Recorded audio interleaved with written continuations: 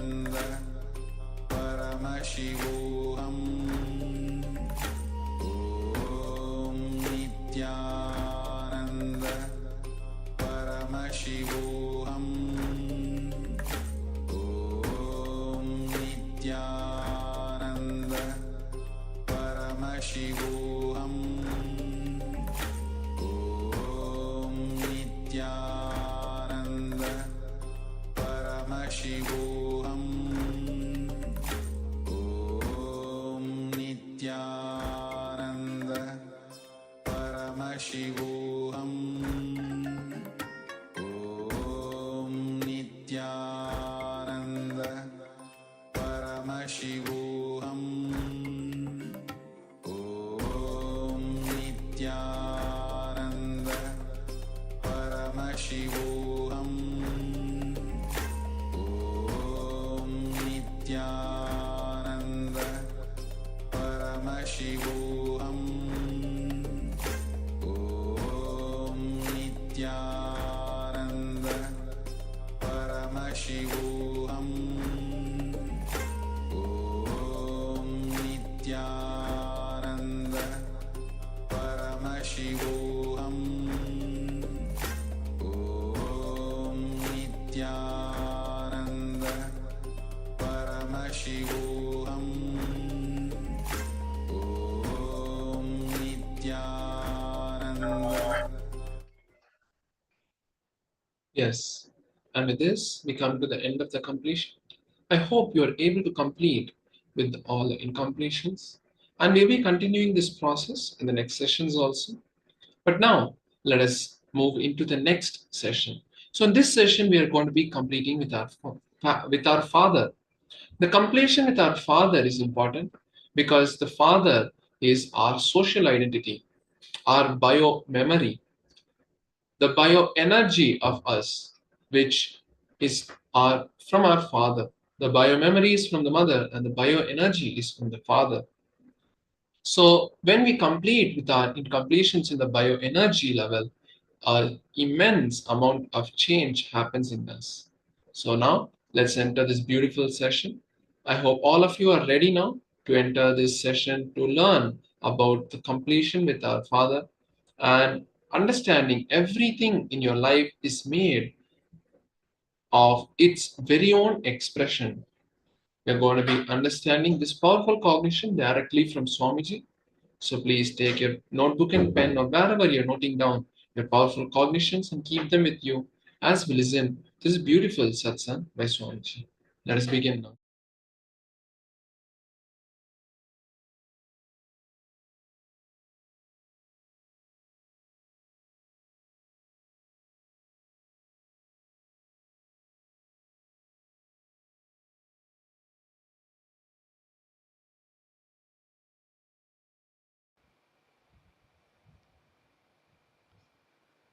Now listen to this thought current.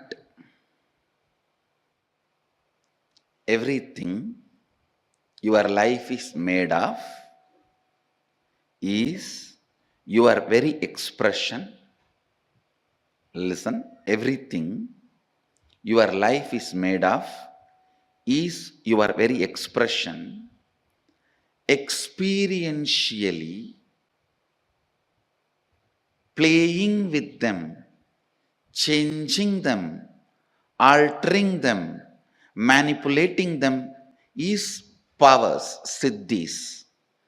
Understanding, no need to play with any of this, you are beyond, and going beyond is enlightenment.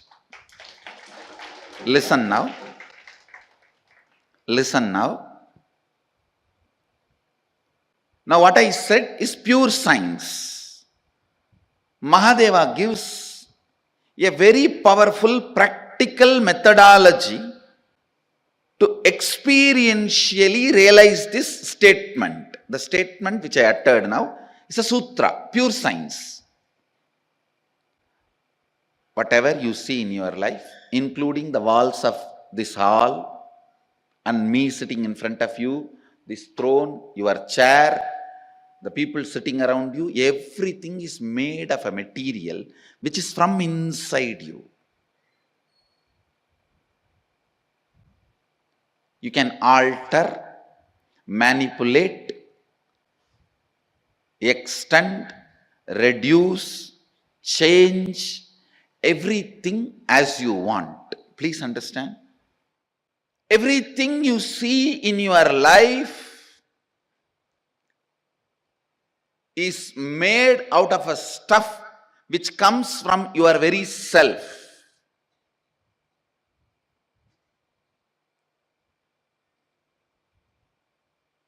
the wax, the material in which your waking state is made and your dream state is made, that material is from you, inside you, just like cobweb.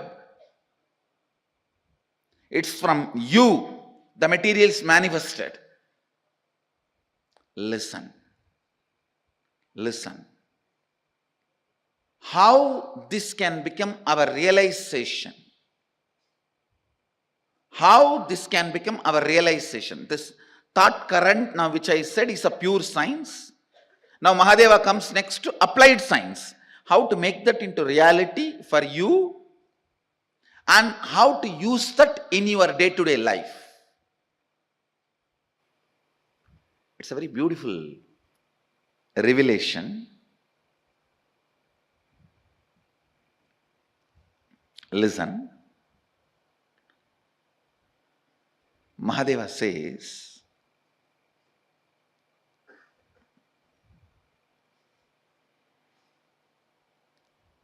early morning, the period of Brahma Muhurta, where the so-called reality, waking state has not become 100% real for you, and the dream state has not yet become 100% dream state for you, where you are just moving in between. Brahma Muhurta, morning 4:30 to 6, where your inner space, some moments is in waking state, some moments in the dream state. Make use of that time to infuse some ideas into your system. Listen. For example, you are feeling life around you and inside you is very poor. You are not having enough resources. You want wealth. Try to play early morning, that 4:30 to 6, infusing yourself with the idea, let me manifest wealth. Your visualization should be more towards wealth, not towards moving away from poverty. Please understand, if you say, let me move out of poverty, you will be all the time visualizing poverty. No.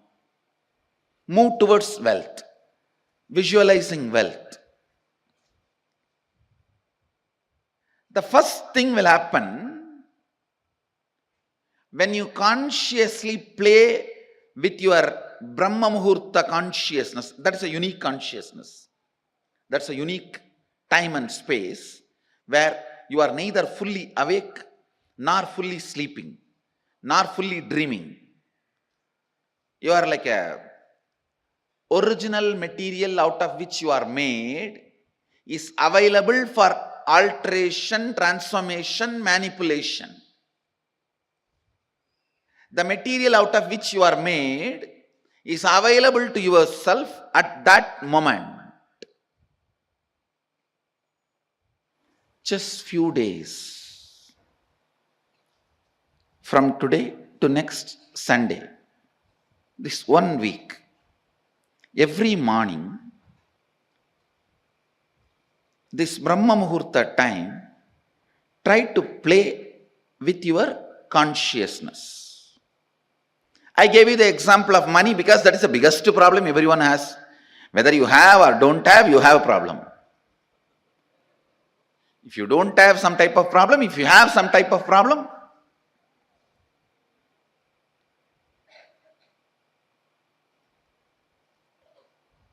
you can work on even your health. You can work on your relationships. You can work on your fulfillment, feeling alone, empty, lonely, on anything you can work. Try to visualize what you want to manifest.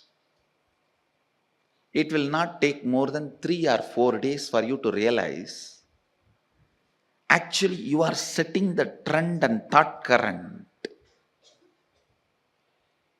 You are setting the trend and thought current of what do you want to express in that Brahma Muhurta time. Sleeping during that time means wasting your life. Do not entertain. Please listen.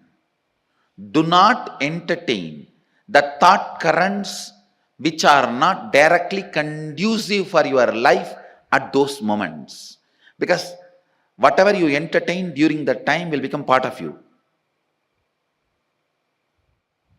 Now play with this thought current, this Kundalini thought current. The first realization you will have is your whole life is not solid as you think. It is just liquid or semi-solid. It is liquid or semi-solid. You can manipulate it. You can manifest it. You can play around with it. Understand? Now, unfortunately, you guys have already frozen. See, after 6, you get frozen. Now, anything I tell, it takes time for it, that thought current to reach your being. But at that moment of Brahma Muhurta, anything you try to infuse into you, very easily it goes, just like a needle moves into the banana. It can just enter into your system. Meditate on this. This thought current can awaken your Kundalini. Kundalini awakening means understanding you and the stuff out of which your life is made is ultimately from you.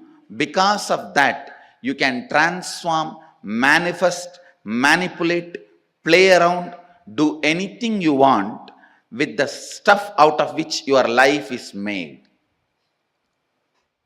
Understand? When you work on this thought current of everything you manifest is you,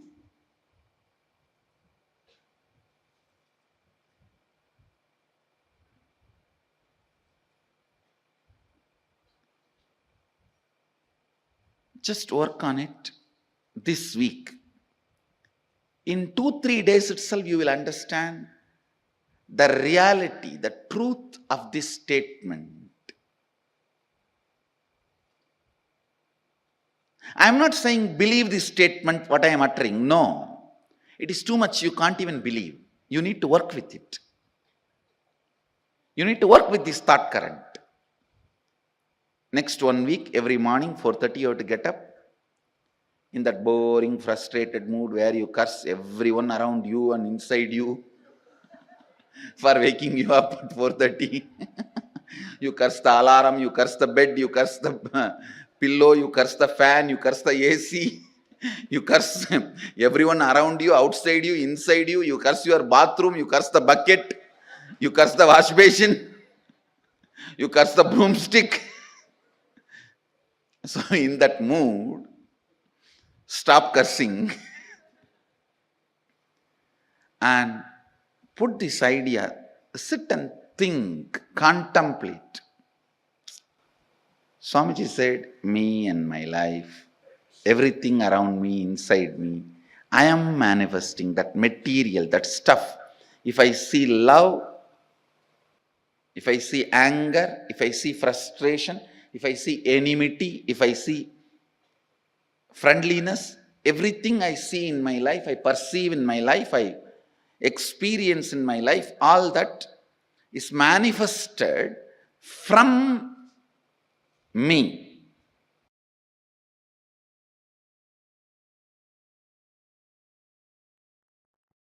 So I will enter into the second and third verse of Jnana Paddhati. Tatsarvam gatayishyami yoga yuktya shrunupriye yatsvarupam nijam suddham vyapakam sarvatomukam sarvabhudantaravastam sarvapranishu jivanam yogagamyam durasadam dushprabam hridadambihi. Mahadeva, Paramashiva, is saying in the second verse, Yat Swarupam Nijam Suddham. My state is real and pure. Listen.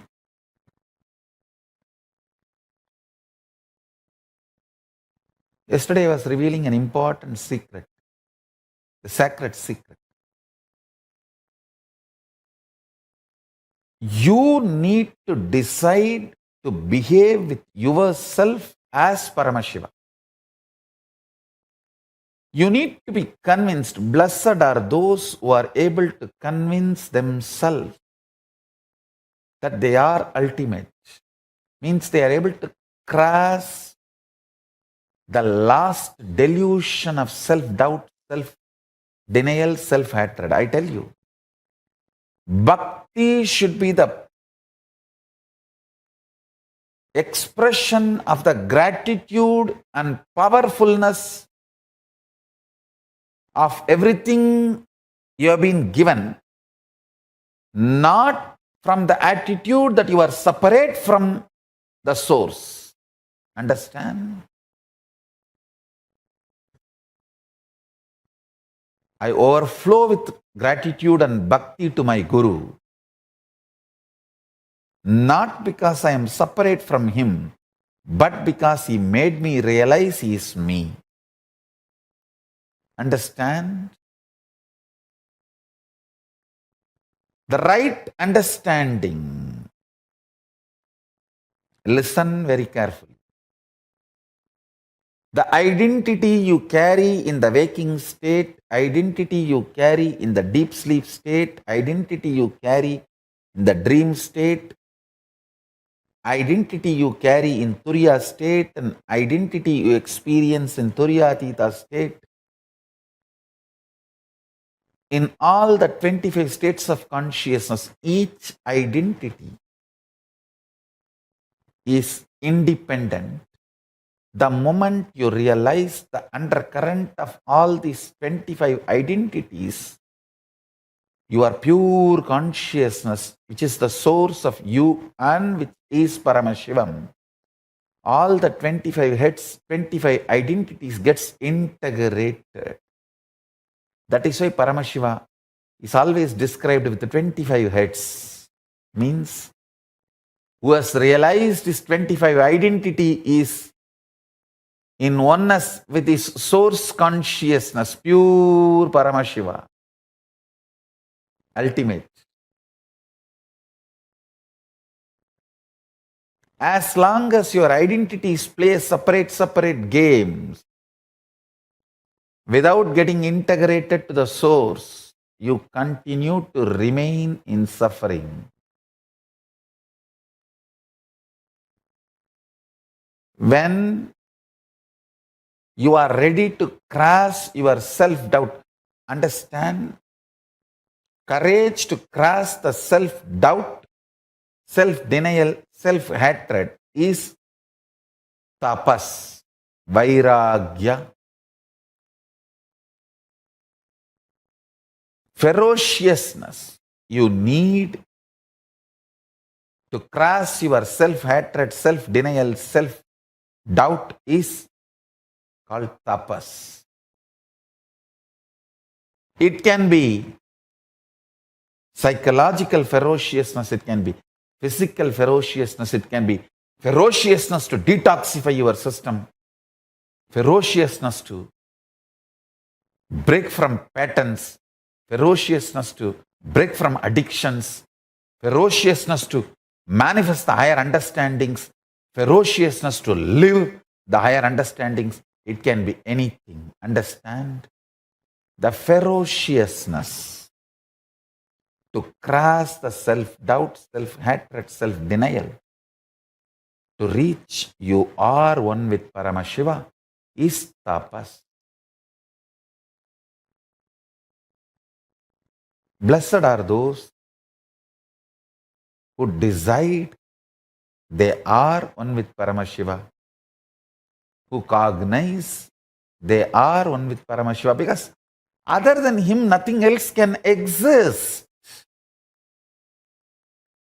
If something else can exist other than him, then he cannot exist. He is the only Purusha. There cannot be anything other than oneness. That is why it is oneness. So if you feel you exist, you are only Paramashiva. You exist only as Paramashiva. Any other identity you assume is assumption. Understand? Nothing else can exist. And nothing else exists. Demand everything to be Paramashiva. I tell you, that is what is manifesting the state of Paramashiva. Deciding, declaring yourself as Paramashiva to yourself, intensely demanding yourself to be Paramashiva by yourself is what is manifesting the space, the state of Paramashiva. That is what is manifesting the state of Paramashiva.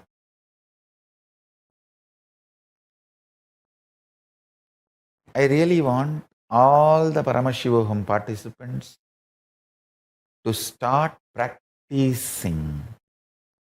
Declare yourself as Paramashiva to yourself and demand yourself to be Paramashiva. Talk to yourself as you are Paramashiva. Think yourself as Paramashiva. Behave with yourself as Paramashiva. Start from today. I bless you all to achieve success. From today, behave with yourself as Paramashiva. Start manifesting the state of Paramashiva.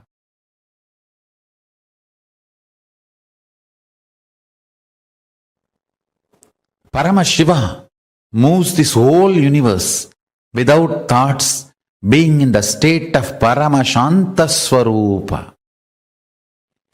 That shows thoughts are not needed to run your existence as Paramashiva manifested it. Thoughts are your feeling something is missing, inadequate, not enough, incomplete. That insecurity, suffocation, incompletion, that generates something cranky, worms going in your brain.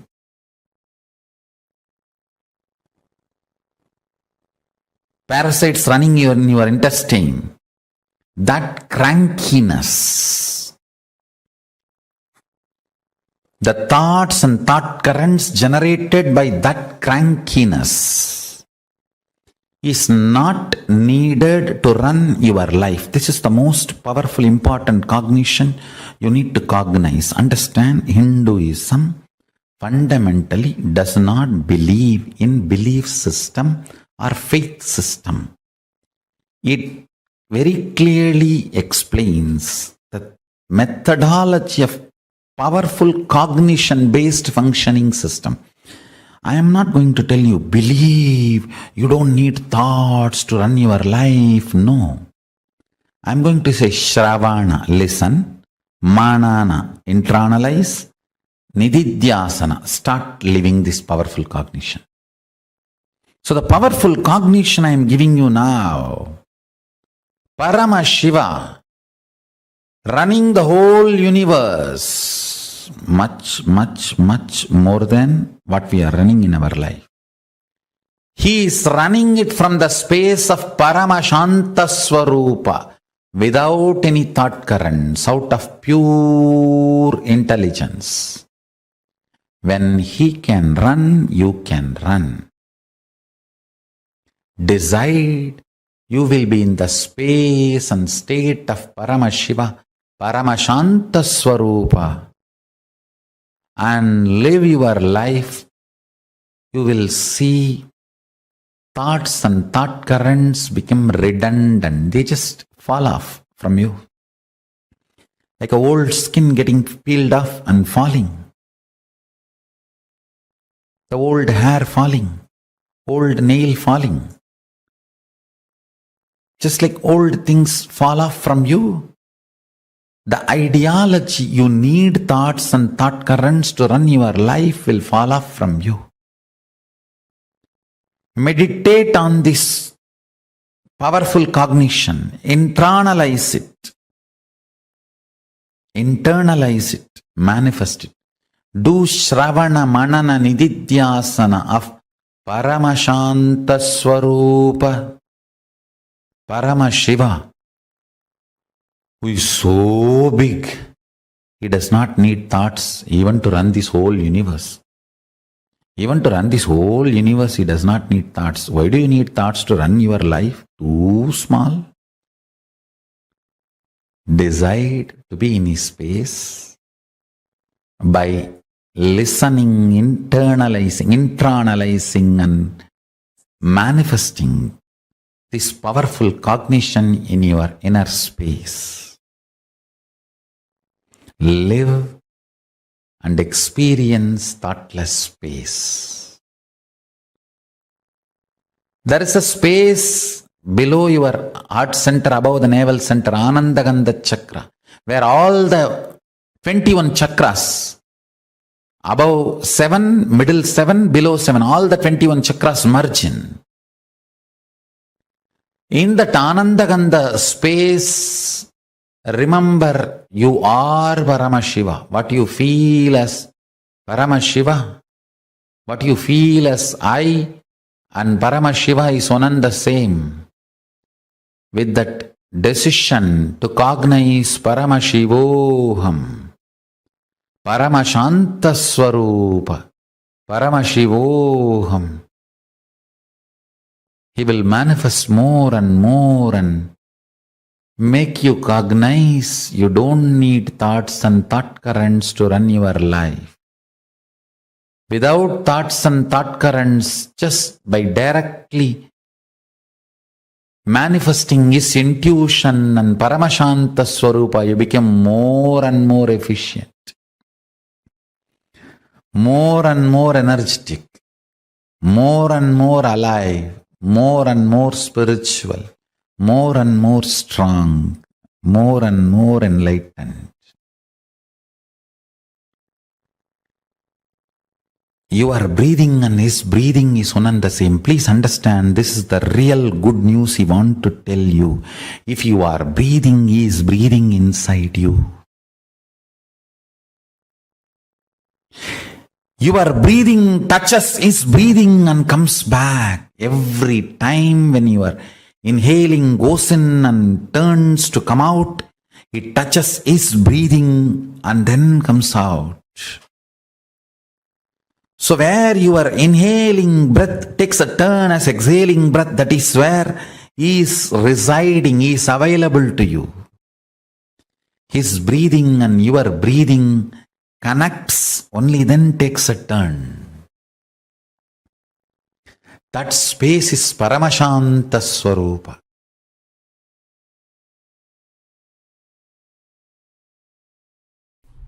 Because of that unfortunate thought current of irresponsibility becomes spirituality. We lost some of the most beautiful, most important contributions we have done to planet Earth. The origin and ultimate. Listen carefully. The origin and ultimate are one and the same in Vedagamic traditions. That is why the vision document is complete. The basic units, principles, tattvas with which we are asked to function is complete.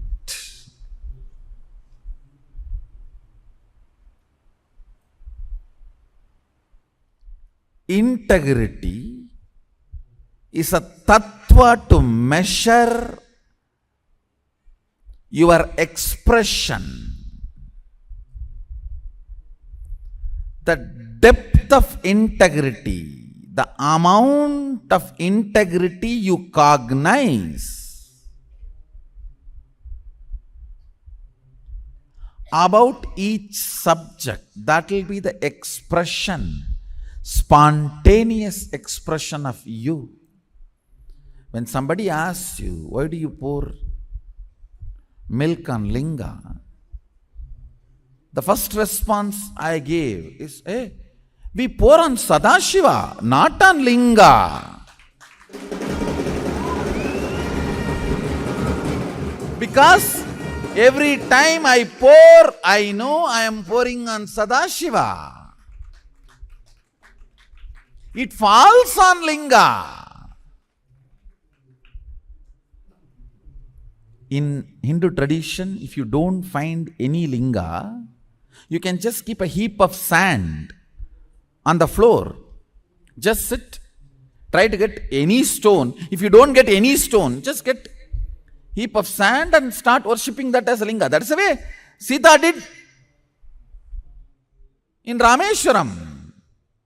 One of the most important Jyotirlinga, Ramanatha Swami, is just heap of sand touched by Sita with the great sacred sentiment, the bhava. O Mahadeva, Sadashiva, iha agaccha, igatishta. The power of bhava of Sita, the beach sand becomes Ramanatha. Understand? We pour on Sadashiva, not on linga. It falls on linga. Because we are so engrossed to whom we are pouring, sometimes we don't bother where it is falling. That is the first. This should have been a first response from any practicing Shaivite.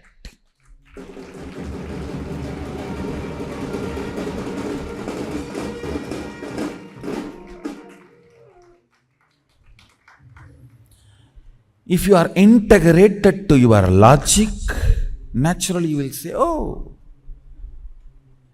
I think it is oiling, massage. So that the stone won't crack. You mean to say it is oil massage therapy?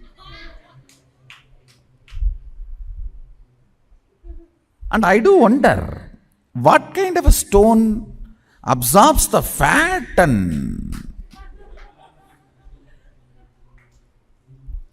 maybe I don't know about that, so let me not get into that scene. And I do not know much about stone and I know only about Sadashiva. Let me stop myself. Let me restrict myself to what I know. Understand integrity. Listen carefully, because this is one of the important pain point with many people in the Sangha are suffering. In our Sangha, many people have the pain point with integrity. The moment I utter the word integrity, you only remember morning the integrity officer standing in front of you and waking up. Hey, get up for morning yoga! Listen. Now you need to understand that principle. Integrity is basically the unit with which our expression is measured. See, your source, consciousness, when it starts operating using this body and mind, it always gets integrated to something. Even if you don't want to get up, come to morning yoga, you are highly integrated to Nidra Devi. Means sleep. You are highly integrated to your bed. And you are highly integrated to your tiredness. Understand? Then don't blame whole day I am feeling bored and depressed and tired. That is what you are integrated in the early morning. Understand? When the sun rises, to what you are integrated, you will be integrated to that till the sun sets. When the sun sets, to what you are integrated, you will be integrated to that till again sun rises. Understand? It's a basic principle of life. So when sun rises, to what you are integrated matters, because that is the time the commands are given to your body about the whole day which you are supposed to do. The plans are delivered to your system. If your plan is turning this side and pulling the blanket,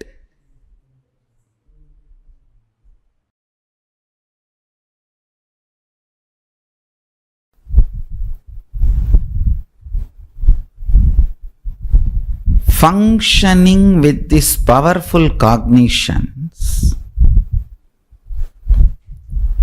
will make you experience your spiritual legitimacy. It will make you understand the best, most superconscious way to exist and relate. Understand? The most superconscious way to exist and relate. The fundamental principles, fundamental superconscious way to exist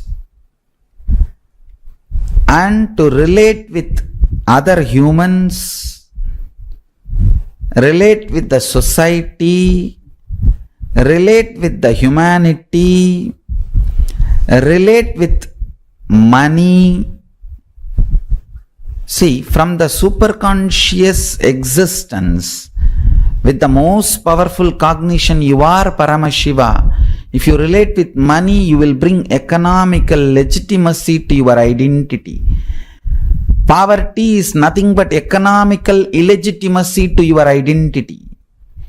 If you build a spiritual identity, right identity, you will manifest economical legitimacy, means wealth.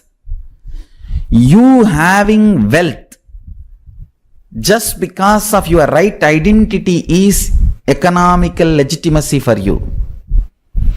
You having social success because of your powerful cognitions is social legitimacy for you. Because of your powerful cognitions,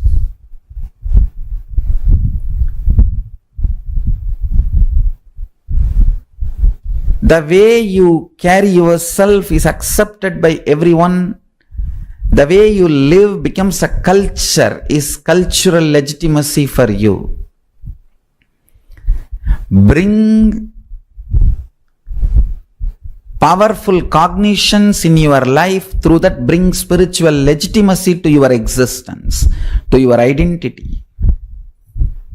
With that strength, bring social, cultural, economic legitimacy to your existence. Naturally, you will be able to manifest anything you want. Understand?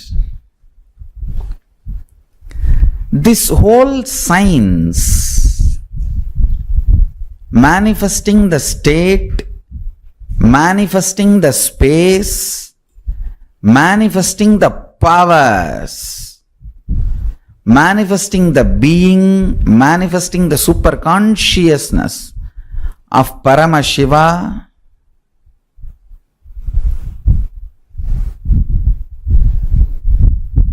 listen. If you bring spiritual, social, cultural legitimacy to you, you will understand this science of living enlightenment is the complete solution for all the problems individual or society or modern day humanity is facing. Then you will understand all the problems of the modern day humanity, Sanatana Hindu Dharma is solution. Whether the terrorism or climate change, natural calamities or man-made calamities, extreme chronic capitalism or exploiting pharmaceutical industries,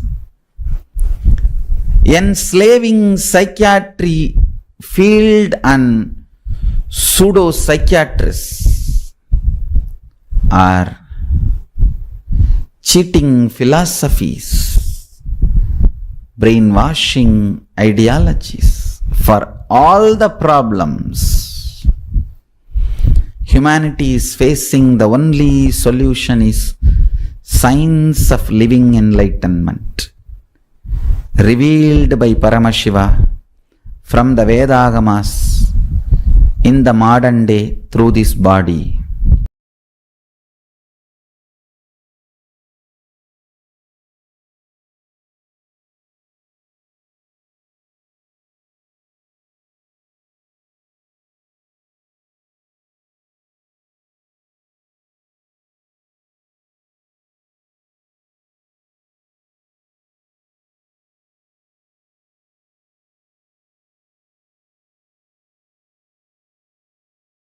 Yes.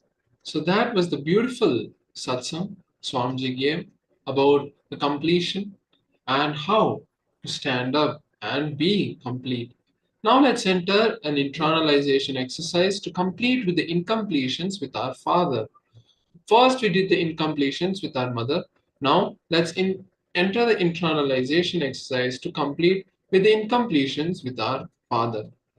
Let's begin now. So let's go through the introduction and the instructions.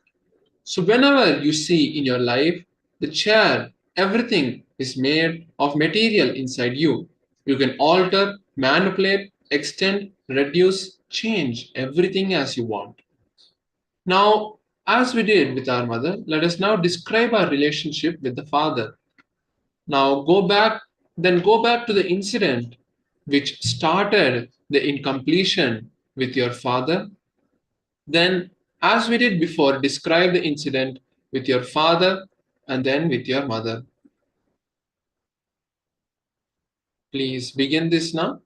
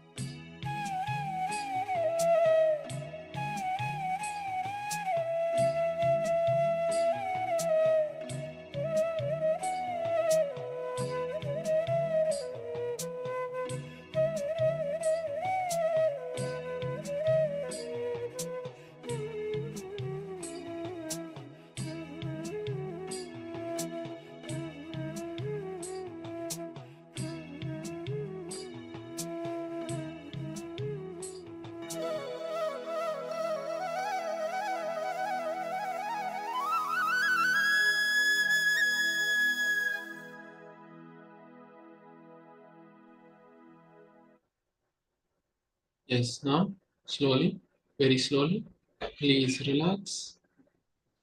And with this now, we come to the end of this completion. If you're not completed, it's okay. You can continue during this video, this next satsang that we're going to be playing. And now we'll be moving into the next session. In this next session, we're going to be learning about the Vedic lifestyle. The lifestyle that the Vedas, that the ancient rishis, the masters of our great Sanatana Dharma, has given to us, and learn how we can start living that kind of complete lifestyle in our own daily lives. So now, let's enter this beautiful session. I request all the participants to have a notebook, your notebook and pen, or any place to where you're going to take down the powerful cognitions of this session. And with that, let's now move into this beautiful session.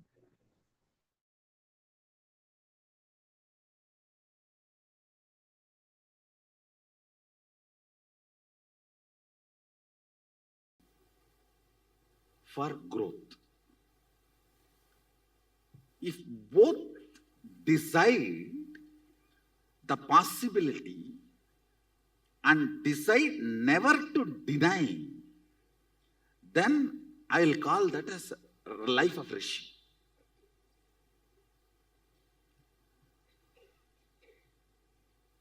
Both agree maturing of our taste should be the center of the relationship.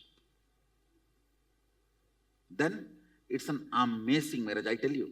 As coupled people who are connected with me, they live a real life of heaven. The maturing of the taste, if there is any imbalance, that's it. And I'm not talking even about the devotees whom I'm seeing. Even in the regular life, sometimes a person, when he grows little bit, his communist ideas may evolve into capitalist. When he has no responsibility, he will be communist. When an individual responsibility comes, he will be capitalist.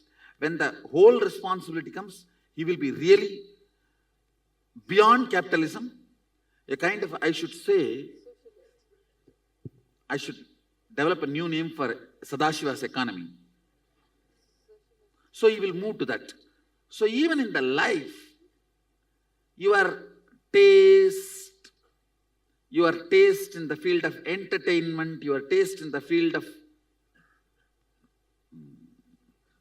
food, or your taste in the field of thinking, strategies, economy in multiple levels, the maturing of the taste is always nullified if the other partner is not willing to raise. It is like sometimes you will have such high, profound open up. But when you come back, you are expected to be same as you left yesterday. It is mandatory. And for the sake of the other person's consumption,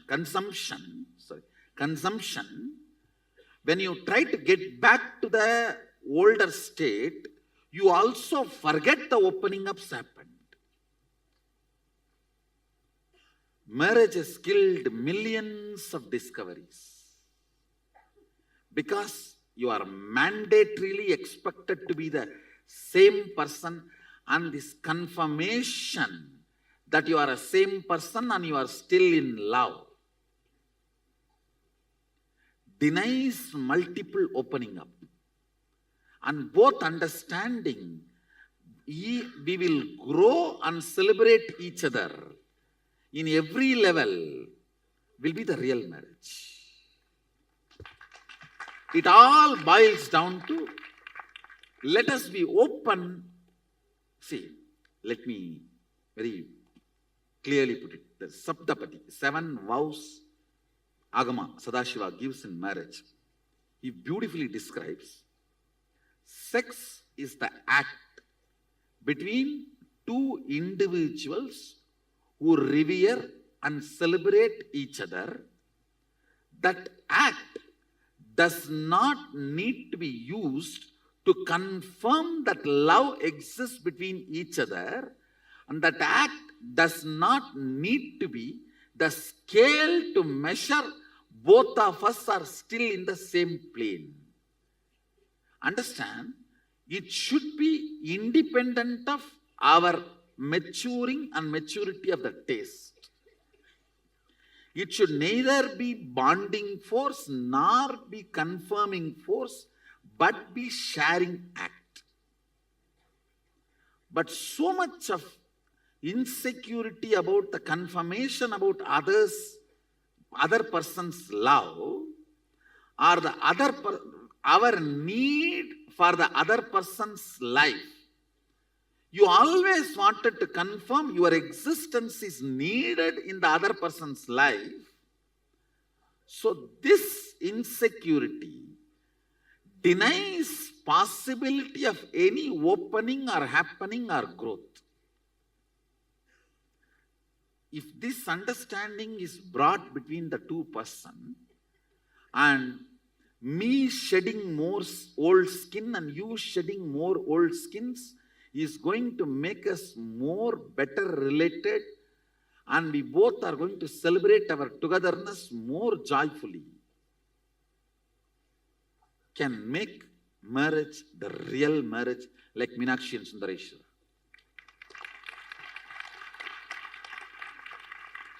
Meenakshi and Sundareshwar.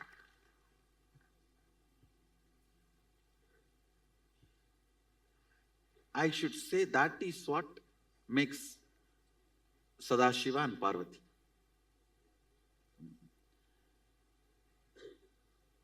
So always make sure before marriage, both of you understand the possibility of the opening up. Today your idea about money will be different, tomorrow it will be different. Today your ideas about love will be different, tomorrow it will be different. Today your idea about the entertainment will be different, tomorrow it will be different. So both of us, we will revere, not just respect, revere, reciprocate our maturities, and we will celebrate each other's maturity and respect the need for maturity to be alive. If somebody is listening to the same music for 10 years, the fellow should need to be buried as quickly as possible. No, the maturing of the taste has not happened. And that is what you are expecting from your spouse. Then you are living with a dead body, and that is going to torture you like a ghost. Understand? Maybe that understanding will, the first vow itself, let's grow everything together, share everything together. The second vow, let us do all the cultural, social, spiritual activities together and constantly mature and celebrate our maturity. The Saptapadi vows. Very beautifully, Sadashiva gives that 7 vows. So would it be right to say that the basis of marriage should be enlightenment, a journey together towards enlightenment? I should say, not even enlightenment, supporting each other in the growth. So it's certainly not a legal contract as it is seen in the West. Marriages should not be seen as a contract between two people to coexist and share their life. In Hinduism, no divorce. Till death, you can't divorce. I'm sorry, I didn't get that. In Hinduism, no divorce. It is cosmic contract. So it's a sacrosanct. If you are afraid of legal contract, it is cosmic contract in Hinduism. Got it. No divorce. Thank you, Swami. Clear? Yes. Do you know Sanskrit does not have the equivalent word for divorce? We don't have divorce. I should say Hindu marriage does not have divorce. It has an important aspect of initiation and training before marriage, which is missing, is causing the whole mess to this country. Right. Premarital education which need to be done is missing. That is causing the whole mess. Otherwise, I strongly deny the very possibility of divorce. The very idea of divorce should be destroyed. Thank you so much. Thoroughly get educated, try once, if it fails, take sannyas.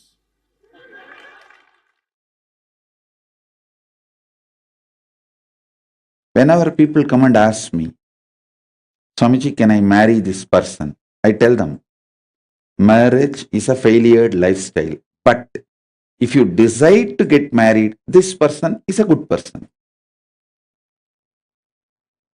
Before giving any opinion about the person, I always put this caveat and then give the opinion. Because the person, both actually, before marriage, both are good people. After marriage, even they discover themselves that they have started becoming very strategic. Before marriage, they are so beautifully flowering, love, everything life positive, flowing. But after marriage, they themselves see that they have become very strategic and manipulating each other, exploiting each other. So I want to tell you, many times people come and ask me, even recently, one of my disciples, she asked me, is this person good for me to get married? I said very clearly, son, that person is very good person. But as a lifestyle, marriage is a failure lifestyle. If you decide to get married, that person is a good person. Surely, I will not blame that person. But the lifestyle you are entering is going to make both of you as a new persons. Be very clear, you are never going to live with the person with whom you fell in love. With whom you fell in love will be absolutely new person when you start living with that person, and even you will be a new person when you are already tied in the relationship institution called marriage. Listen, in the olden days, I should say, even now in Indian villages, marriage is a relationship, not an institution. But the moment the institutions like a court, society, police, all that gets involved in your marriage, or even the possibility of all that intervention in your marriage, it is no more a relationship, it is an institution. So you should know the difference between love, marriage as a relationship, and marriage as an institution. These three different things need to be understood. So, marriage as an institution is absolutely lose strategy for both. Lose strategy for both.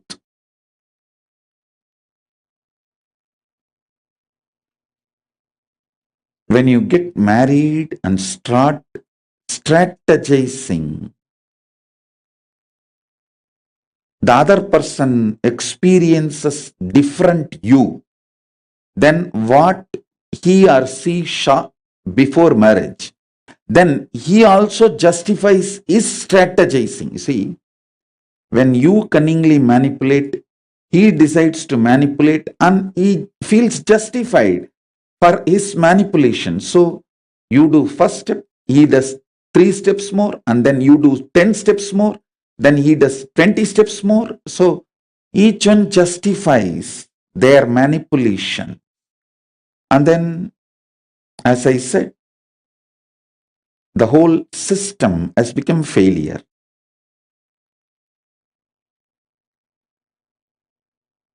In the Indian villages, as long as the court, police, all that did not have an involvement into the marriage. Marriage used to be a relationship. Now it is no more a relationship, it is an institution. Suvit Surendran is asking, how can I stop being manipulative with my wife? Sit with her. Tell her very clearly all the things you did in a manipulative way. Take the risk. Tell. Even if the marriage collapses, it's okay. Open up. I tell you, she will open up and both will understand manipulating makes life toxic for both, and both will collectively decide to drop the manipulation and toxic lifestyle, and naturally a beautiful life, beautiful relationship will flower. That's it. Deciding not to allow external institutions to enter into your marriage and make it as an institution is the first need. In Hindu tradition, all marriage conflicts were resolved in religious court in those days. Means the Kula Guru, the family guru. In Hindu tradition, the family guru had judicial authority, right over the family. So it was a religious court that handled all the relationship issues. So relationships were kept as a relationships.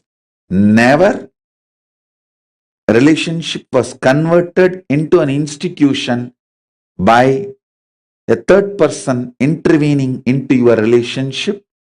And understand, a Kula Guru, family guru, is part of the family. He knows you from the time you are born, or sometimes he knows you, your father, your grandfather, 3-4 generations. So, if you have your Kula Guru as the judicial authority for your relationship issues, you are free to get married. Your relationship will remain as relationship.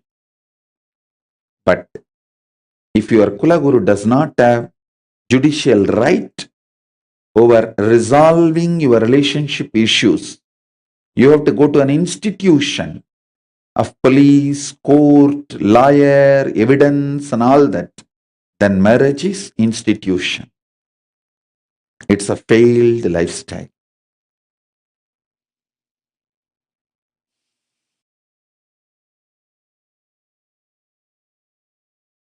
See, the ups and downs of the life is the Navarasa and Arusuvai. If the foundation cannot be broken,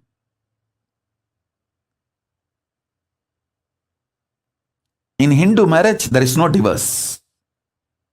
You can have everything, but no divorce. It's not that the wives were obedient and our husbands were arrogant. No. You see enough stories where women claim their rights and independence, freedom, power.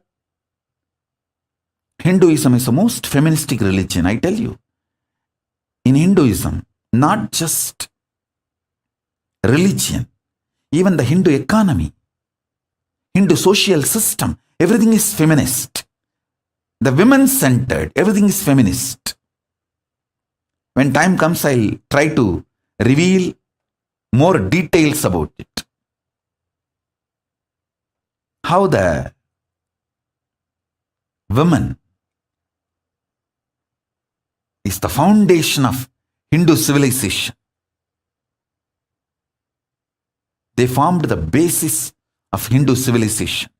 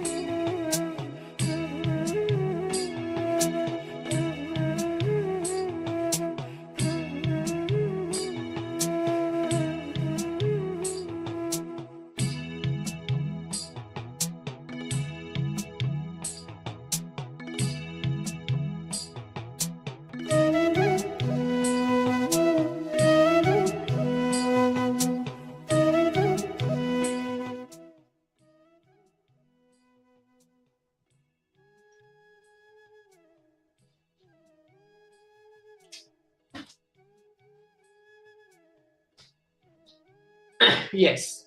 So as we listened from the Supreme Pontiff of Hinduism and we did the internalization exercise, so hope each of the participants have actually completed the exercise where we pen down all the situations where you manipulated things around you. As Swamiji said an example, that when you are in-laws or when your in-laws are visiting you, you know your spouse wants to avoid any kind of arguments to show happy, harmonious relationships to her parents. So at the time you cunningly bring out all the things your spouse was not agreeing to get her to agree. Just so there will not be any argument in front of her parents. If she disagrees, you purposely start a fight and she has no choice but to back off and agree to you and get what you want. And we did the exercise as we pinned down all situations where we manipulated things in and around us. Here Swamiji is telling in Hindu civilization, spirituality, religion, Hindu economy, everything is centered on mother, on woman.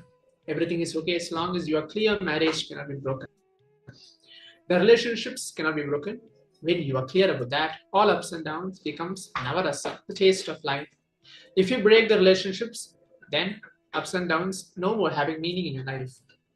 The ups and downs have no meaning in your life.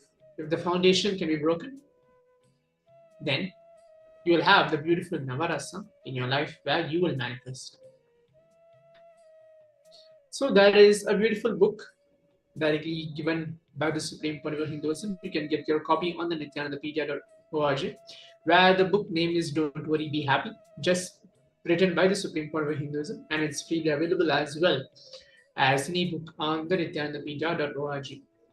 Now, let's move on to listen again from the Supreme Pontiff of Hinduism more on the deeper understandings on relationships, whether it's a path or possibilities.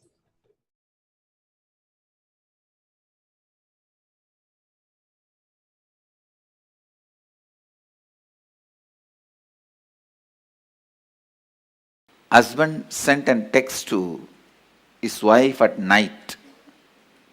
Hi, I'll get late. Please try and wash all my dirty clothes. And make sure you prepare my favorite dish before I return for dinner. He sent another text. And I forgot to tell you that I got an increase in my salary at the end of this month. I'm getting you a new car. She immediately texts back, oh my God, really? Husband replied, no, just I wanted to make sure you got my first message.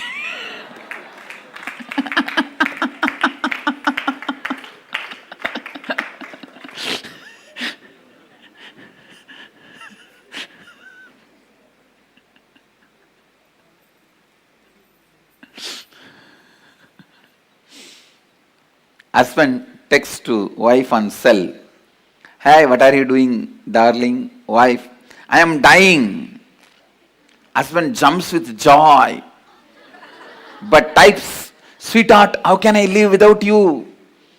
Wife texts back, you idiot, I am dyeing my hair. Husband, bloody English language.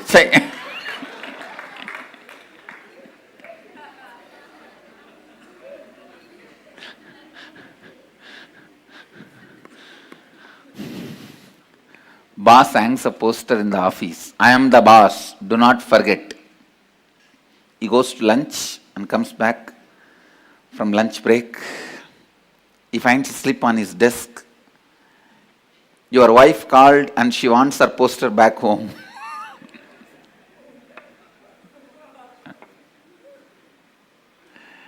Understand, relationships can either lead to more and more imprisonment in your patterns or liberation. Pattern or possibility, it can lead you to more and more space of possibility.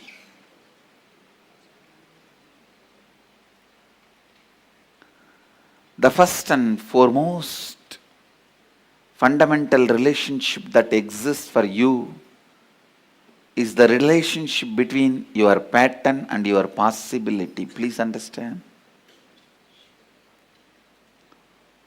Please come to the space of listening. Dhyan se suniye. Listen. I am not talking about with whom you relate. with what you relate. I am not talking about your relationship with your husband, wife, brother, sister, father, mother. I am not talking even about all that. I am talking about from which space you start relating. I tell you, if you relate from the space of possibility, even if you live with a large family, you are a great sannyasi, enlightened being. If you relate based on the patterns, even if you are living alone, you are bound, patta, fallen, grihastha. Understand?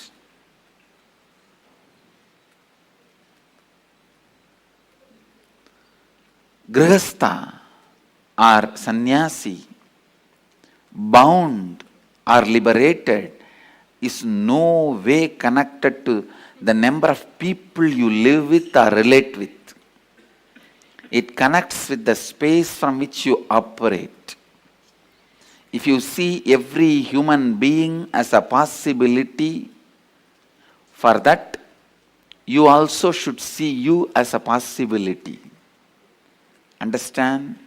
When you see you as possibility, you will see everyone as a possibility. When you see everyone as a possibility,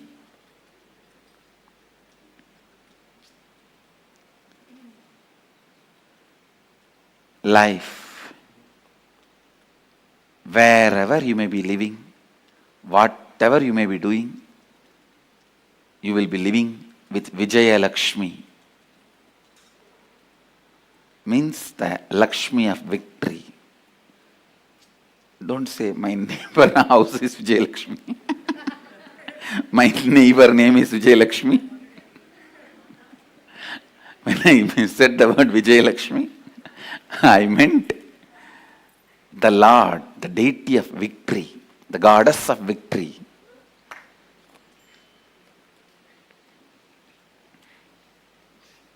Please understand.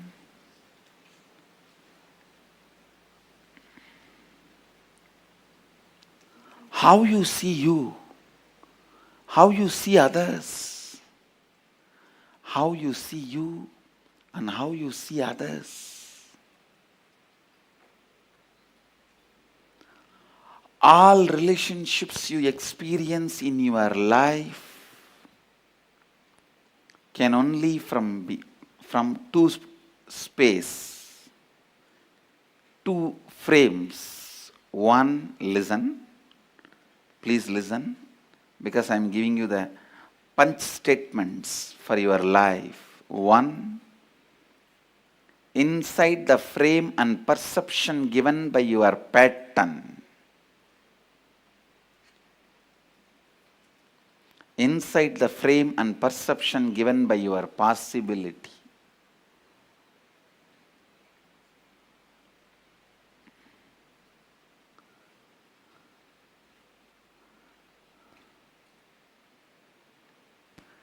When you are able to see people as possibility, you will have tremendous patience. All ashramites will understand this statement. You will have tremendous patience. You will wait, and go on reminding. I am nothing but a reminder.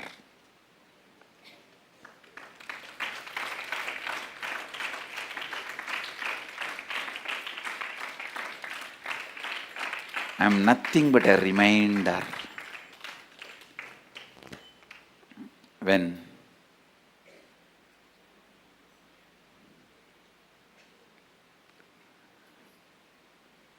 you see the possibilities, I can say in a way, eternal reminder.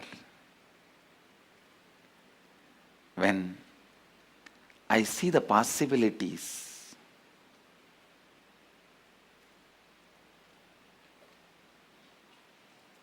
Please understand, when I see the possibilities,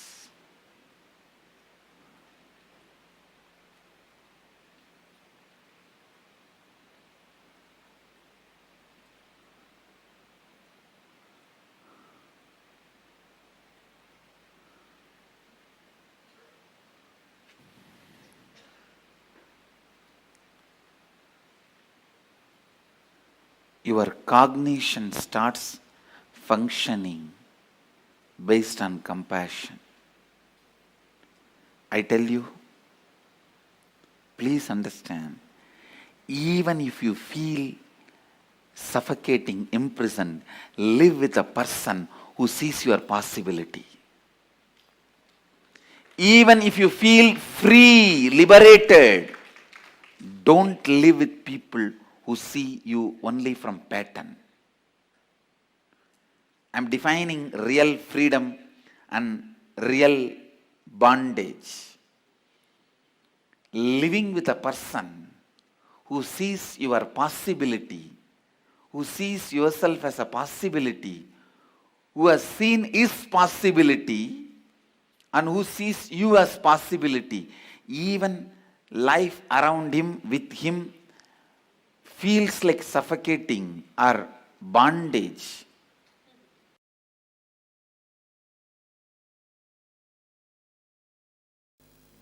I'll expand on how the integrity and authenticity expands your relationships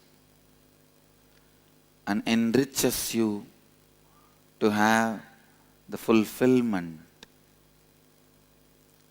First, I wanted to make these three statements. One, relationship does not mean only the few human beings who live around you. When I use the word relationship, I mean your relationship with your health, with your money, with your life, with your success, with the nature, everything. Second, you also have a very inauthentic way of dreaming about your life, just to have few cozy relationships around you, and that is enough. You are complete with your relationships and relationship dimension, which is completely wrong and inauthentic. Third, please listen. Third, only when you expand you to the level with integrity and authenticity, anything, anybody comes in your breathing space, there is a conflict-free, complete relationship. You are going to experience fulfillment and success. Relationship is not related to the quantity, it is related to quality. Please listen. The third statement takes the concept of relationship completely to the different level altogether. When you bring integrity, you will heal all the damage you caused inside you, outside you, due to the relationships, the ignorance you had in the zone of relationships. Listen. Your ignorance in the space of relationship not only causes damage in others, it causes damage in you also. When you cause damage in your spouse, in your mother, in your father, be very clear, you cause damage in you. Because your father, mother, spouse, all the relationships you carry decides the confidence and the energy you have about you. When you bring the integrity as a space inside you, the space you perceive, you experience, you operate, suddenly so much of healing happens to you and to others who are living around you, who are relating with you, fortunately or unfortunately. Listen, one of the important healing factor in relationships is the other person feeling confident, you are transformed, you are going to be different in future. To tell you honestly, nobody is too serious about the past hurt. Everybody is expecting about what is going to be the future. If you give them the confidence, assurance, the future is going to be really transformed, authentic and responsible. There is nobody who is not ready to heal their past or drop their past. Everyone is waiting to drop their past and relate with you in a new way. Who is interested in carrying the past wounds? Just like how you are waiting to drop the past and have the new future. Everyone is waiting to drop the past. I have seen in my experience, when authenticity happens, you are ready to spontaneously relate with every new being who is coming in your presence. I have seen some people running away from society, hiding themselves in caves. Listen, sitting in cave and meditating is not wrong, but if you are doing it for wrong reason, it is wrong. If you are inauthentic and unable to handle the people who come in your space authentically, spontaneously, you just want to escape from all relationships and you go and hide in the caves, living out of completion is your birthright. Every human being, first thing they should do when you start living your life is find the root thought patterns, suffering patterns, which is causing you suffering, and complete. That completion gives you the courage to relate with human beings with integrity and authenticity. People are afraid to relate with other human beings. Even when you go to meet your friends, you prepare all the statements you have to tell him. Why can't you be spontaneous? Even to meet with your friend, why do you need so much of preparation? Why do you need so much of inauthentic strategy planning? Why do you need so much of lack of integrity verbal preparation? It is so unfortunate. The trust level between the friends is dropped because the trust between you and you is stopped. You are afraid. Even with you, you don't sit spontaneously. Even with you, you rehearse and talk. That is why you can't talk spontaneously with others. Take the responsibility for love. That is where relationship starts. Do not say to anybody, I love you, unless you are ready to take the responsibility to fulfill their expectations about you without bothering whether they are ready to fulfill your expectations or not. When they are also fulfilling your expectation, you are also fulfilling their expectation. It is called business partnership. It is partnership in the business called life. Don't call it as love.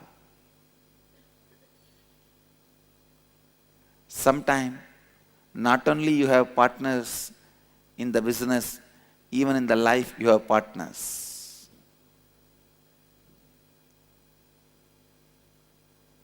Maybe you can use the word life business partners.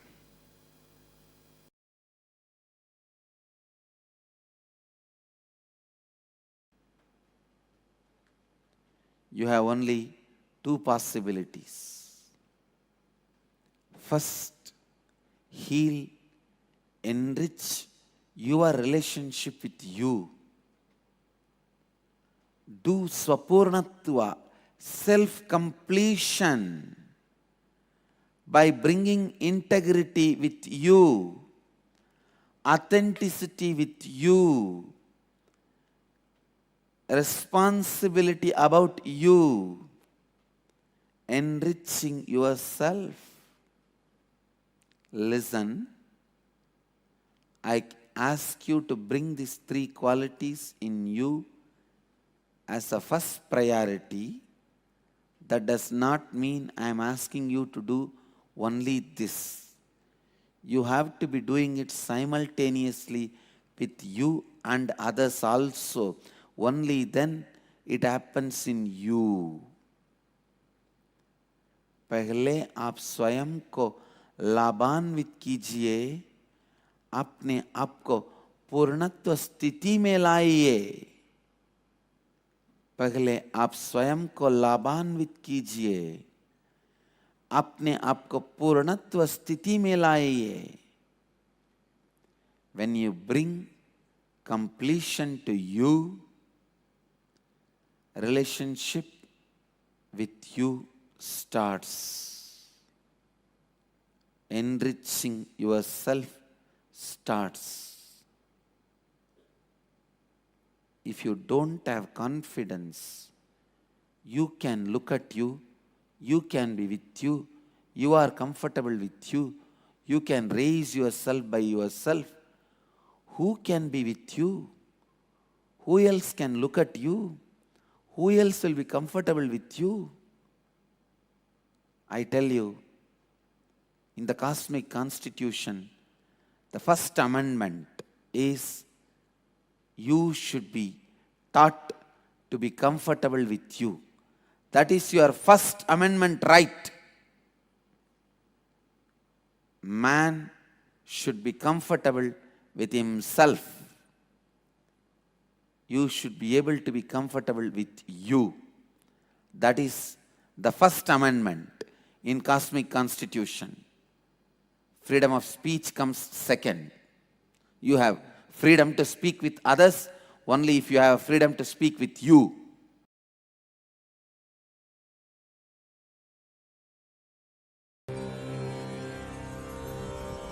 Relationships gives you the feeling it is very important in the life, because through every relationship you try to have extended life. While you are living, whatever your body and mind cannot do for your interests and pleasure, you try to fulfill through the body and minds of your relationships.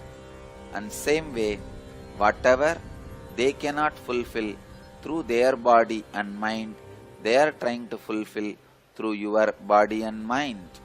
So mutually, each other helping to fulfill the other's interests through body and minds of each other is relationships.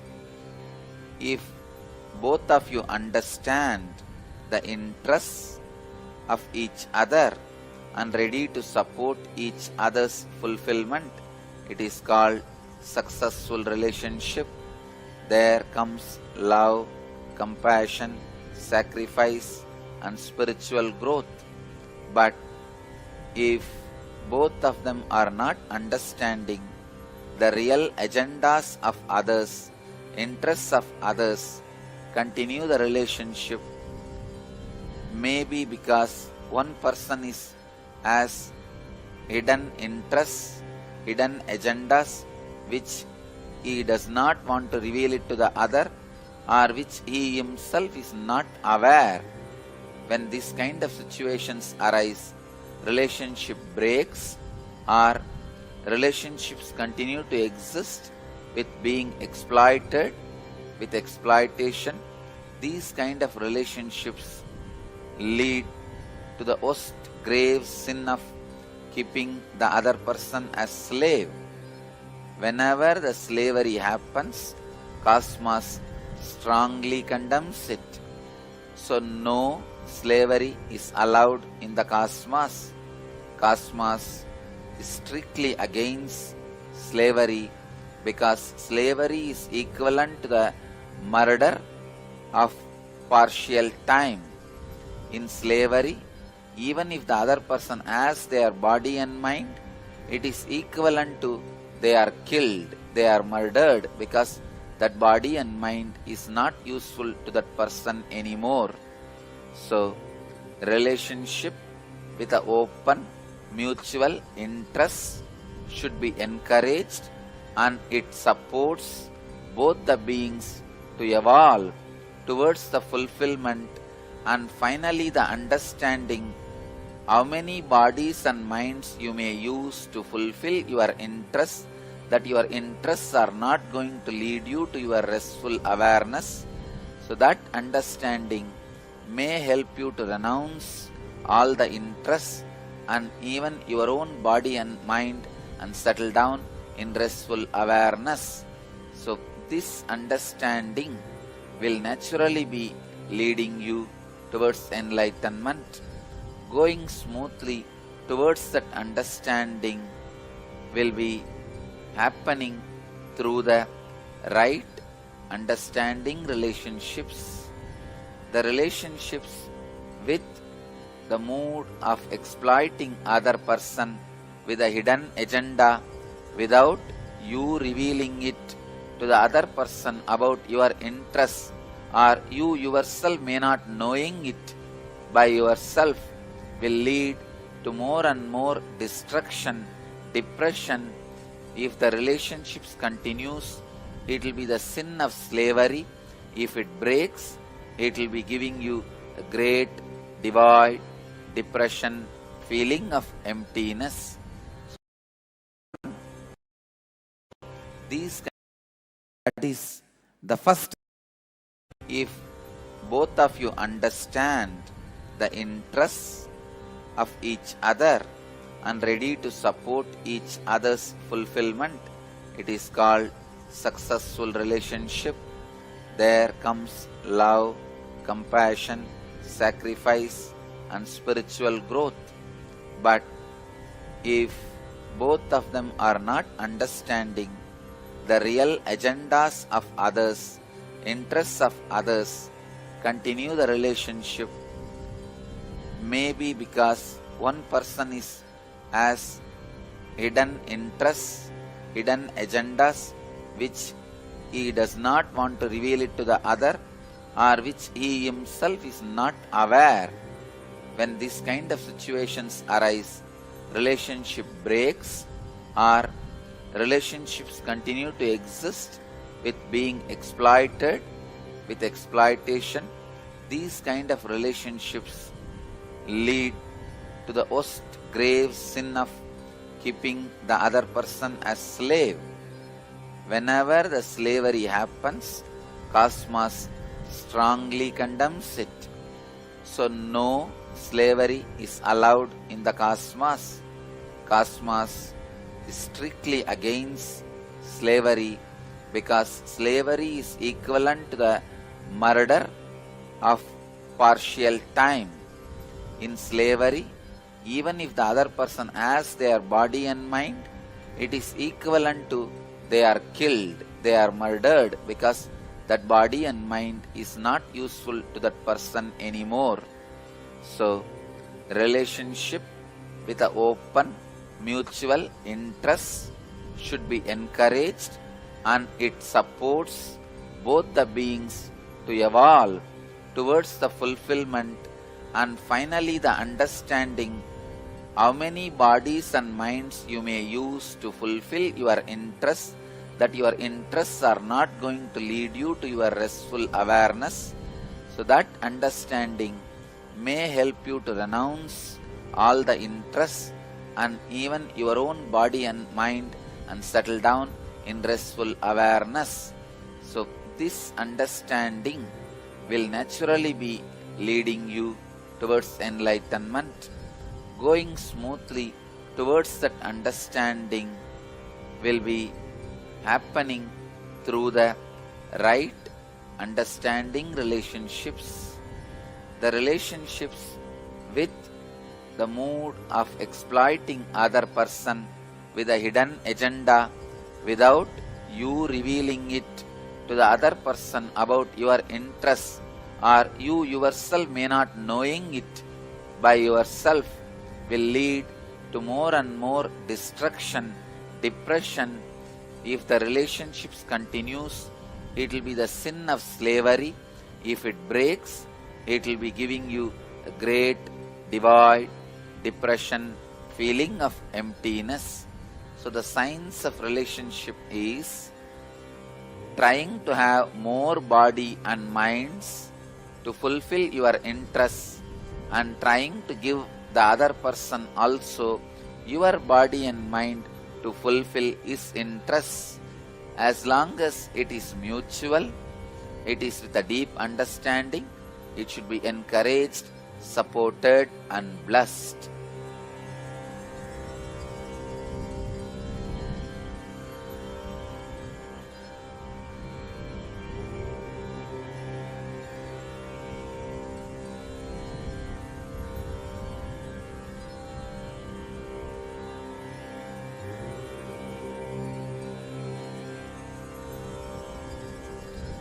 Relationships with deep understanding with each other is equivalent to the conscious birth. Relationships without mutual understanding but still not broken is equivalent to unconscious life. Relationships without mutual understanding broken is equivalent to death. All unconscious life will be afraid of death and end in death. Same way, all relationships which does not have mutual understanding will constantly have fear of being broken. Finally, it will break and bring tremendous suffering to both the persons who are involved in it.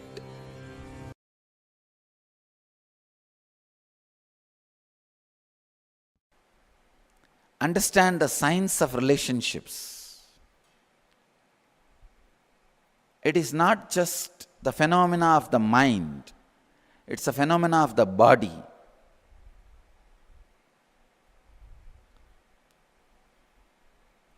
Do not collapse relationships. Please understand. Do not illogically collapse relationships. It will directly affect some part of your body.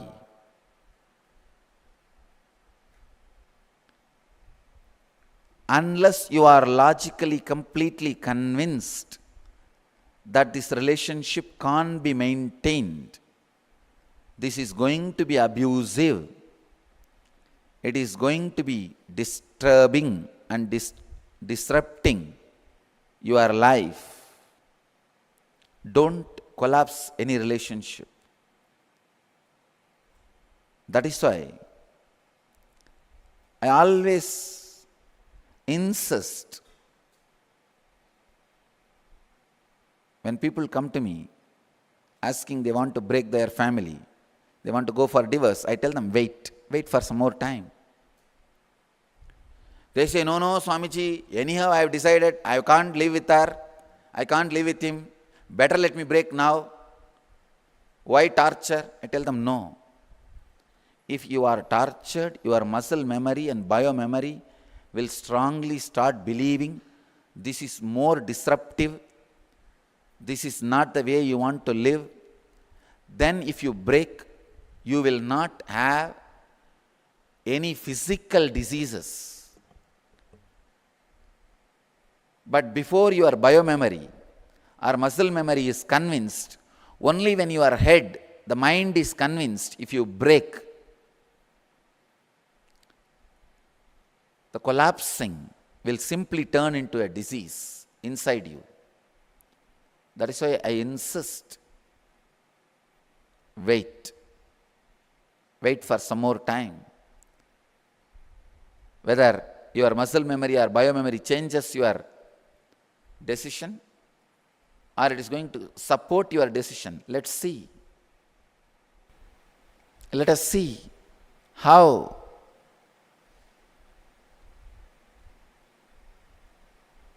your mind is able to continue.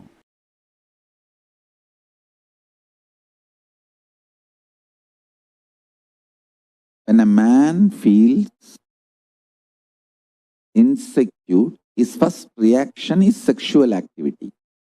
When a woman feels insecure, the first reaction is frightening, terrifying, fear, and destroying everything, doubting everything around her due to that fear.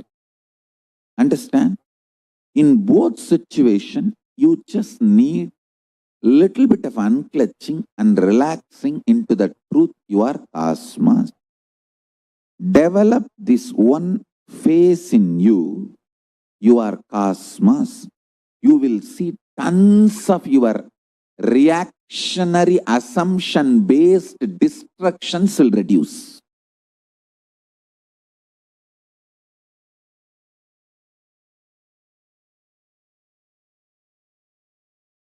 All women, if you teach your man, he is cosmos, and help him to unclutch, you will not be harassed, demanded, you won't feel exploited, you won't feel used. He will be such beautiful part of your existence. All men, listen, if you teach your women, they are cosmos and little unclutching. You don't have to shiver in your own home for that 3 days.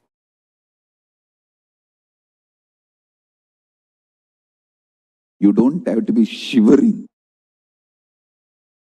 terrorized, terrified. You can be relaxed. Realize this one truth.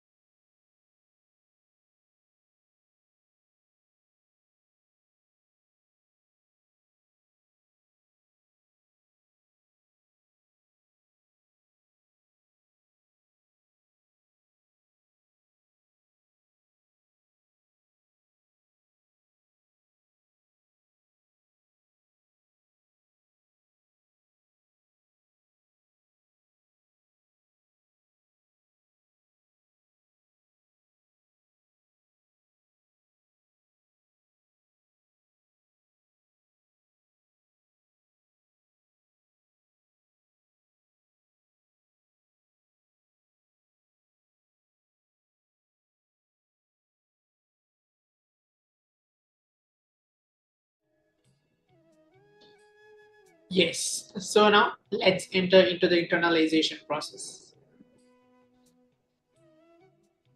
As we heard directly from the Supreme Pontiff of Hinduism, Swamiji himself, where he tells, relationship can either lead to more and more imprisonment of you in your patterns or to liberation.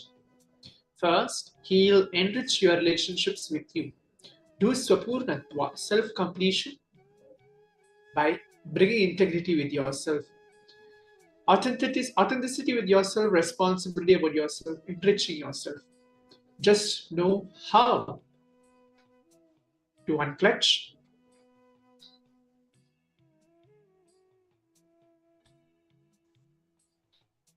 Just know how to unclutch. Where to put the boundaries, where the other person needs you, where you need yourself. Completion gives you the courage to relate with human beings with integrity and authenticity. When you bring integrity, you will heal all the damage you caused inside you, outside you, due to the relationships, the ignorance you had in the zone of relationships. When authenticity happens, you are ready to spontaneously relate with every new being who is coming in your presence. Take the responsibility for love. That is where the relationship starts. Life happens to you when you bring excitement, when you go on fulfill others' expectation. So now let's do the internalization exercise. Sit with yourself and identify your parasite patterns. Patterns of self-doubt, self-denial, self-rejection, self-criticism, self-hatred, being skeptical and believing it is impossible. Look into your life and see if you can recollect situations and incidents where you experience the words, emotions, feelings, and experience of your parasite pattern. Write down the situation and your experience. And then sit with the Atmamurti or Swamiji as the mirror into whose listening you are completing with that situation, incident, and completing with that pattern as well. Let's do this internalization exercise for the next 15 minutes. Please do it intensely. And if any of the participants have any doubt, please leave your comments as well on the Zoom chat so that I can address if any doubts or any clarifications is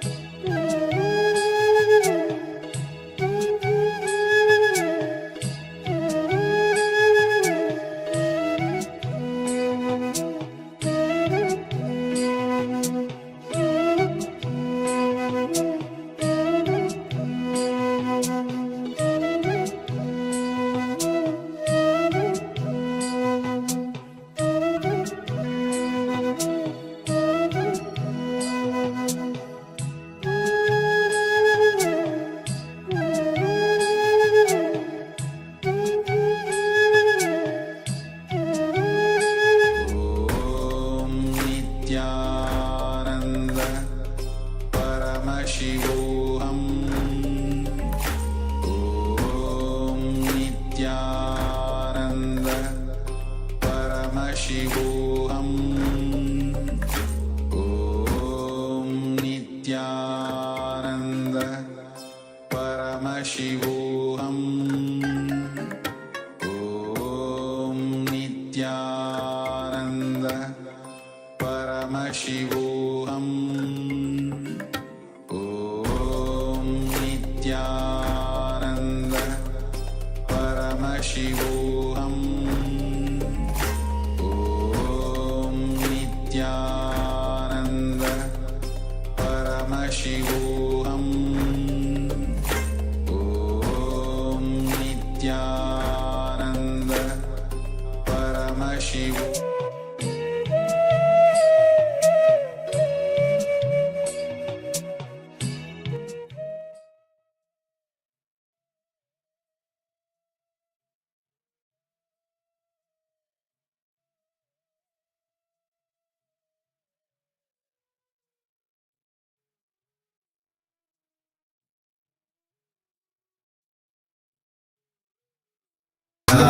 Jai Jai Jai नित्यानंदाय Jai Jai Jai Nityananda Jai Jai Jai नित्यानंदाय Jai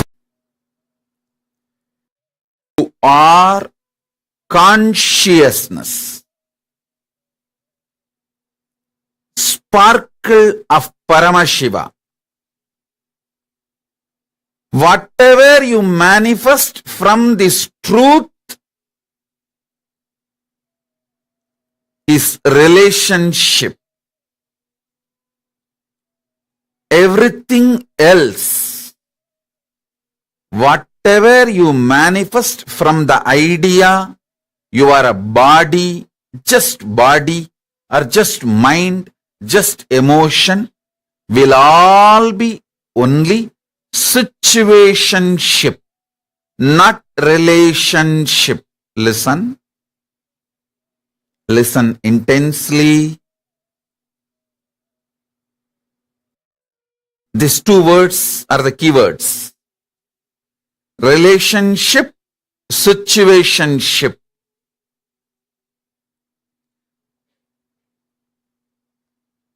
The inner understanding, the core understanding about you. If you have the understanding you are consciousness, you are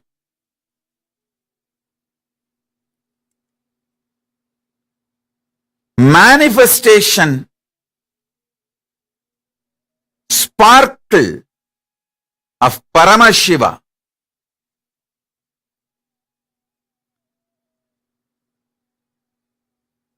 From that space, whatever you build, you manifest. Whether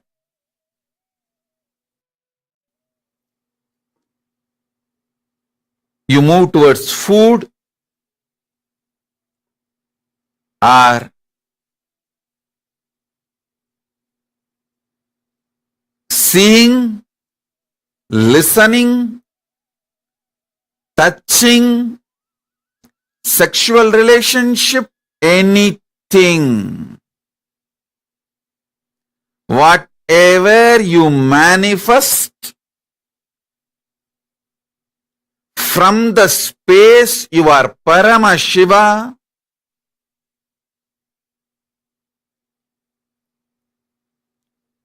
it will all be a relationship, amazing relationship. All relationships are good for you because from the move, from the space you are Paramashiva, when you move towards anything, you will only experience oneness. You will only manifest more good. Understand?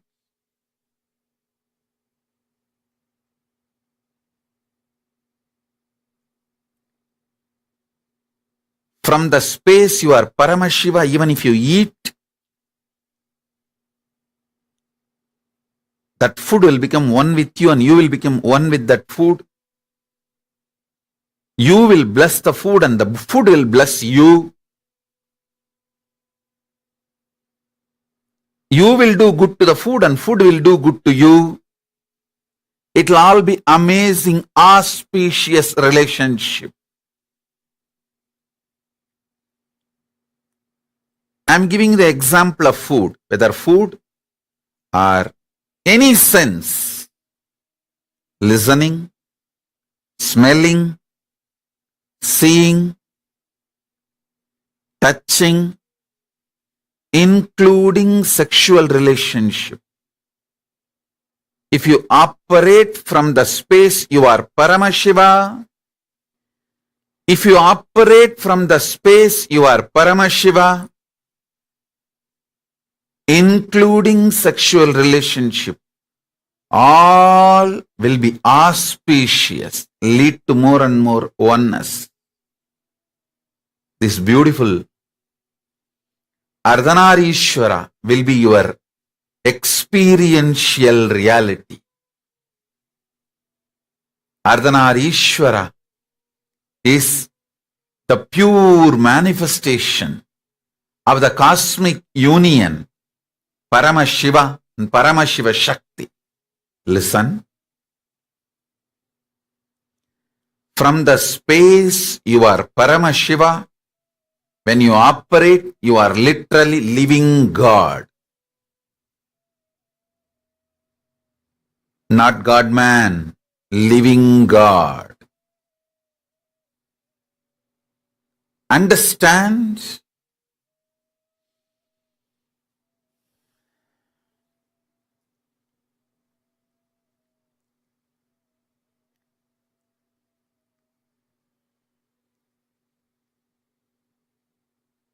Anything you do from the idea you are a body, you are mind, it will all be just situationship. Do not expect any relationship started with the idea you are just a body and mind to be a permanent relationship in your idea, in your life. Even the word relationship is wrong. Everything you do from the idea you are body and mind is just situationship. So don't blame the situations, other person, anything.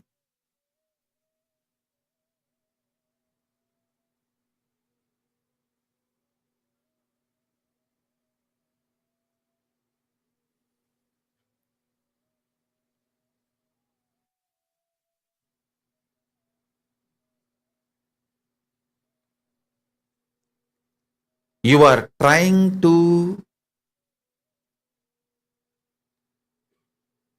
get milk, cow milk from chicken, from hen. No, it is not possible. Don't expect the fulfillment of a relationship from situationship.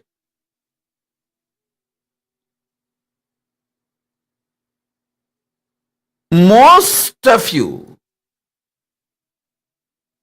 get into so-called relationships because the situation pushed you into it. That's all. Even if it was your willful decision, the will you carry is operated.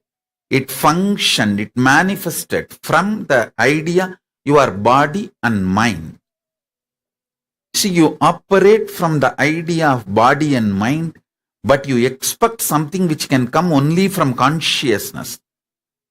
Fulfillment, completion, peace, all this can come only from consciousness. Something which can come only from consciousness, how do you expect it from the operations you did from the idea you are body and mind?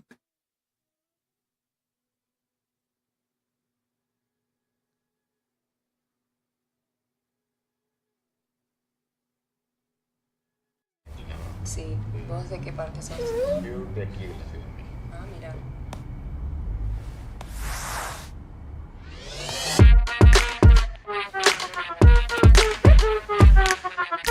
Ananda Paramashivoham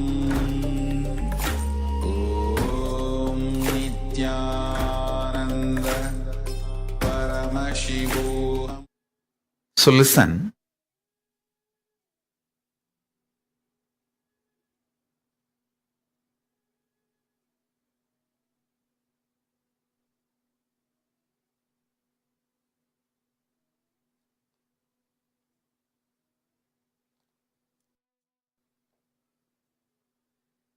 Contemplate and meditate intensely. See how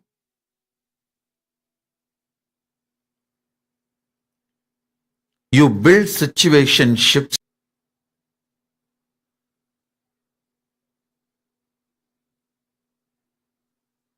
Remember, you are Paramashiva. From that Paramashivatva, if you operate your ordinary breakfast, can empower you with so much of power, energy, enlightenment.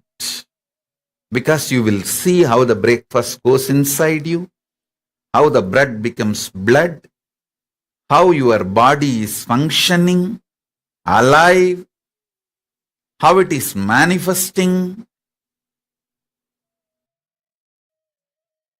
how your breathing is automatically aligning itself for a more energetic day, how your breathing supports digestion and your food supports your breathing, and the whole supports each other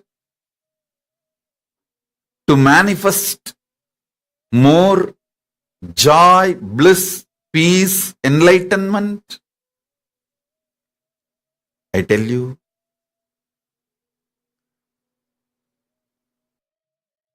from the right space,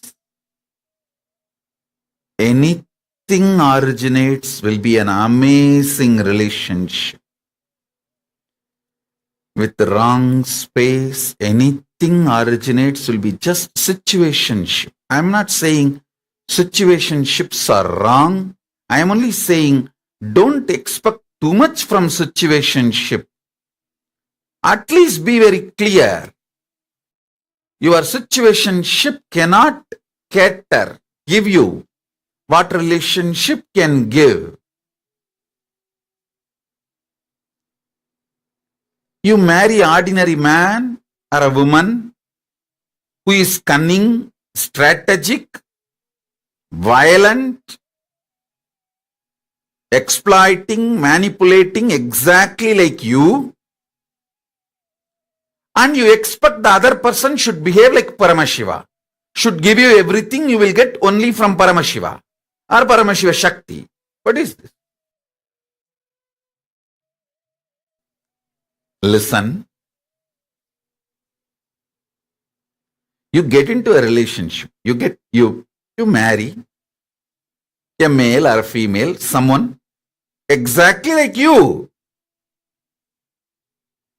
Hypocritical, cunning, exploitative, manipulative, cheating, strategic. You marry exactly a person like you. You get into a relationship with exactly like person like you. But you expect you should get everything you will get only from Paramashiva and Paramashiva Shakti from the other person. Situationship cannot give what relationship can give you.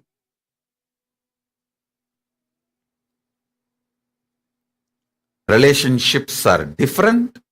Situationships are different.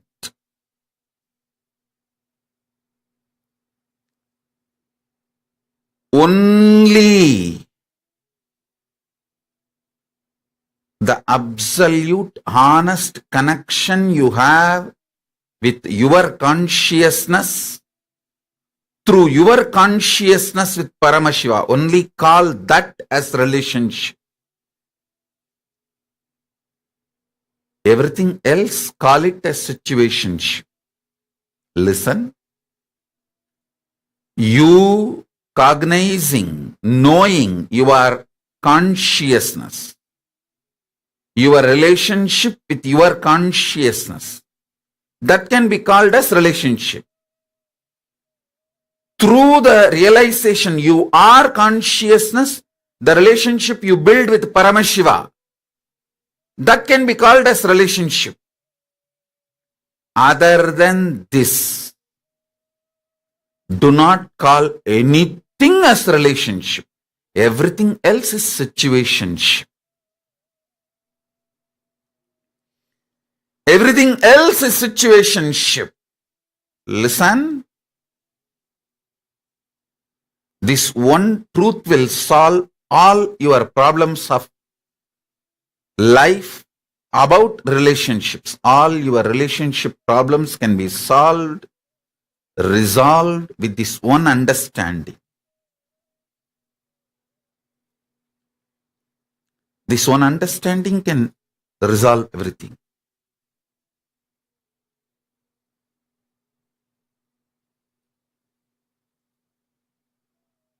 Other than your conscious relationship with yourself, your conscious relationship with Paramashiva, everything else is situationship. Meditate on this. I'll reveal more truths, more powerful cognitions, more initiations into further satsangs, because today we have Durga Puja, long Chandi Parayana is there. I want all of you to attend the Chandi Parayana.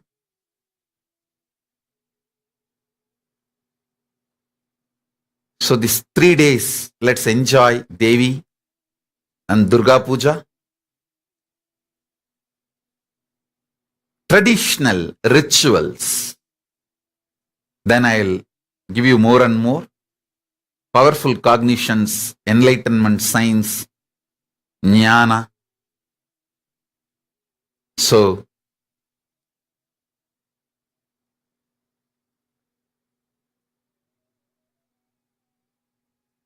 I'll reveal more. Paramashivoham Om Nithyananda Paramashivoham Om Nithyananda.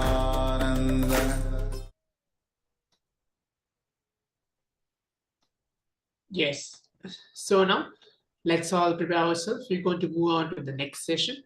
So what did we learn in this whole session which we had? I think it was past 2 hours that we learned on the science of, somebody is explaining the science of Vedic marriage and how to stop being manipulated in our relationships. And we did the internalization exercise as well. And then relationships, is it patterns or possibilities? And we did the internalization exercise, where the first and foremost fundamental relationships that exist for you is a relationship between your pattern and your possibility. Completion with self-parasite patterns. We did that as well. And of course, we manifested the powers. Now, we're going to move on next, listening to the Supreme Pontiff of Hinduism on the very topic of love is a power. Please give your complete listening. And in the meantime, please take your book and pen and be seated. So any powerful cognitions, any higher understandings, or any clicks each one of you are getting, you can quickly pen that down and share it upon the Acharyas. We'll have the next Acharya joining us in a couple of moments. And you can go ahead and share towards that Acharya and ask your doubts and get it clarified. And we're going to have more and more powerful cognitions on the relationships and situationships in our life. Now let's sit and give you a complete listening as we sit and listen on the higher understanding, love is a power. From the Supreme Pontiff of Hinduism directly. Om Nithyananda Paramashivoham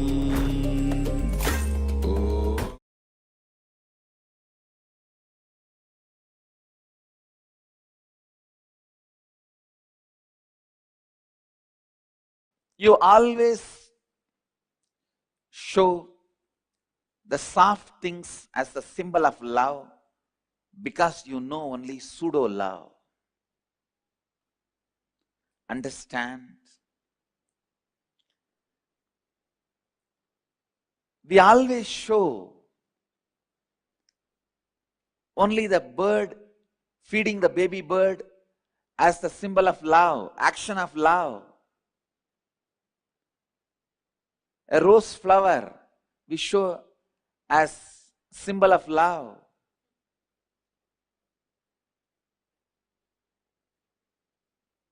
But we never show a banyan tree root, the hanging root, as a symbol of love, or a lion with a lion cub as a symbol of love, because we know only superficial, pseudo love. I have a story. A guy walks into a post office one day to see a middle-aged, bald man standing at the counter, methodically placing love stamps on bright pink envelopes with hearts all over them. Then he takes out a perfume bottle and starts spraying scent all over them. This man was really curious. What is this? During Valentine's Day, he will send a card for one person. Usually, some people maybe two, rarely 3, 4. But this guy, with 1,000 Valentine cards, he is doing the whole work. His curiosity was really high. He went near and saw the card, and 1,000 cards are having 1,000 different addresses.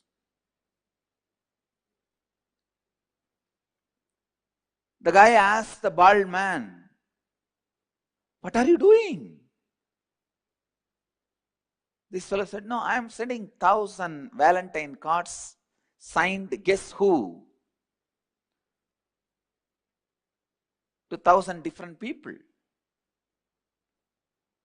The man asked, "But why?" This man says, "I am a diverse liar."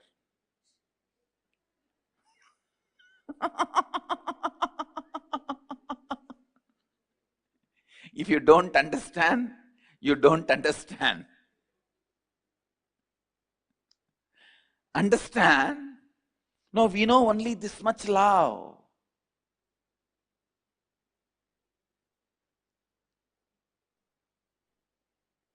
We do not know the love behind the hanging root of the banyan tree.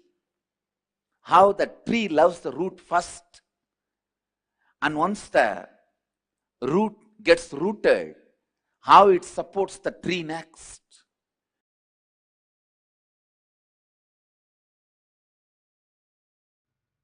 Please listen. Now I am going to make a very important sacred secret. Going to make a very important statement. Please listen. Now I am going to make a very important statement. Love of the Master enters into you, completes you, fulfills you, and turns back as love for the Master and enlightens you. Listen. Love of the Master enters into you, fulfills you, completes you, turns around and flows as love for the Master and liberates you.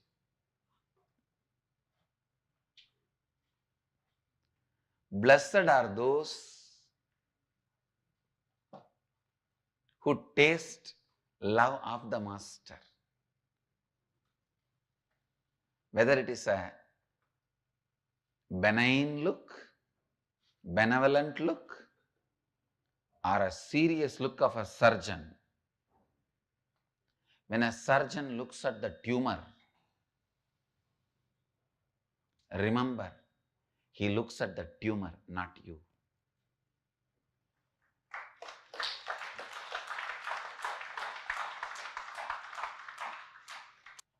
Unfortunately, when I look at the tumor, to terrorize the tumor, you mistake, I am looking at you. Understand, decide clearly to hate what master hates, to love what master loves. In every one of you, there is a part master loves. Love that part, cherish that part, nourish that part, entertain that part, enrich that part, that will enlighten you. In every one of you, there's one part master hates. Hate that, destroy it, complete it, drop it. That will be a great liberation for you. Listen. It is love of the master enters into you. It can be as simple as Nayana Diksha, his eyes falling on you. I have created a new Diksha, new initiation, with which successfully I have initiated millions. I have to give a new name for it, Smiling Diksha. Just a smile. It goes and does the job and it never comes back empty-handed, brings the person alive.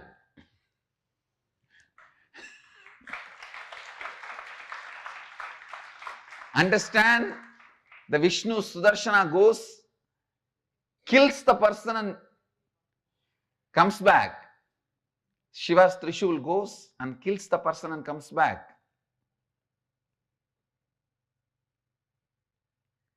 Subramania's spear goes and kills the person and comes back. The master's smile goes and brings the person alive, more alive.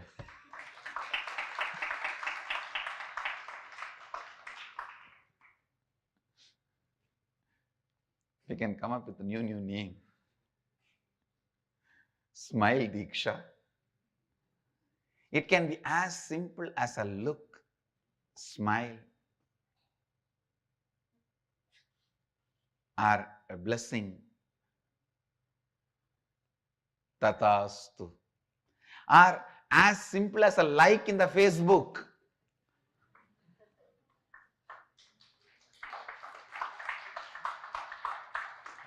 We have to create all these new Dikshas, like Diksha. It enters into you through these as simple actions as just a like, or a smile, or a look, works in you. As I said, love of the master enters into you as a like in the Facebook, or as a look, or as an initiation, or as an energy darshan, or as a word, or as a tatastu, or sometime darshan in the dream, in various forms. He enters in your life and goes on working in you. When he works, when the love of the master works in you, all the tumor automatically starts melting down. Incompletions melt down. Anger melts down. Many times you know you are transforming, but you are not able to tolerate your own transformation because you had a lot of vested interest, payoff with your ignorance. Many times with your ignorance, You are in a known, comfortable, cozy zone. But Master's love melts all that. You know your transformation, your own transformation is too much for you. And you even try to escape.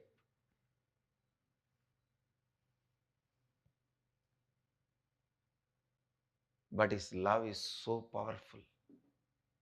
He continues to work, continues to work, continues to work. Only one thing, don't shut the pipeline through which He is supplying the love. Shutting the pipeline means either escaping, running away, disappearing, or never allowing Him to train you.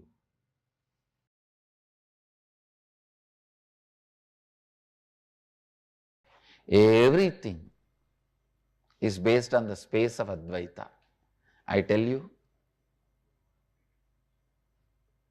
oh my dear ones, with tremendous love I tell you, do not be agitated to practice Advaita. And remember, my love is so powerful. It comes from Advaita. Allow it to sink in your life. When it comes back to me, by the time it would have made you Advaiti.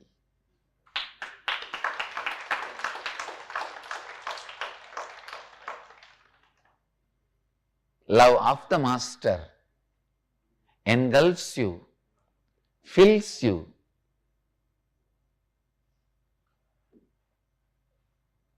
completes you, and raises you to the space of Advaita and comes back as love for the Master.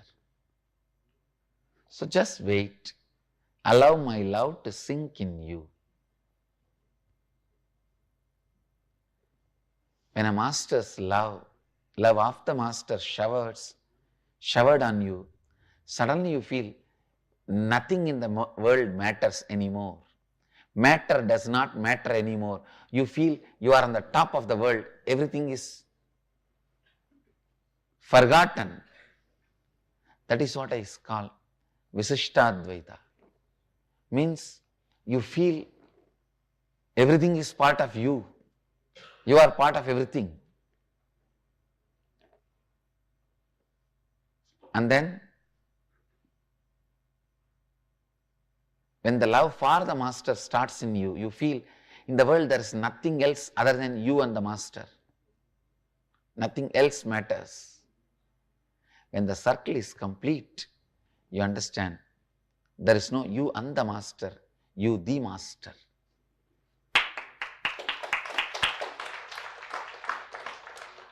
I tell you,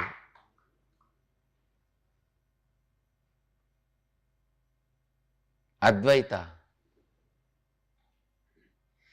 is the fact. It's a truth. Fighting with Advaita is utter foolishness. Saying, no, that it cannot be practiced is utter ignorance. Today or tomorrow, you have to land up only in that space. Already you postponed enough for Janmas.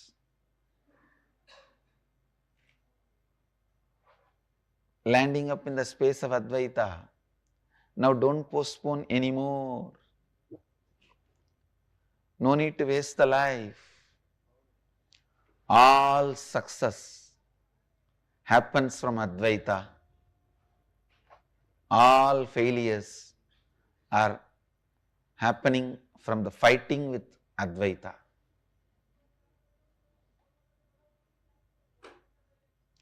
The space of Advaita, simple fact. I don't even want to use the word truth because it is loaded with too much of meaning. I just wanted to say it's a simple fact.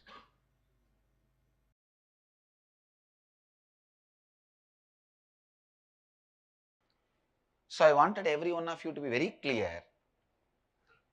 The truths I am sharing with you is directly from the inner space of Mahadeva. Please understand, research and development and perfection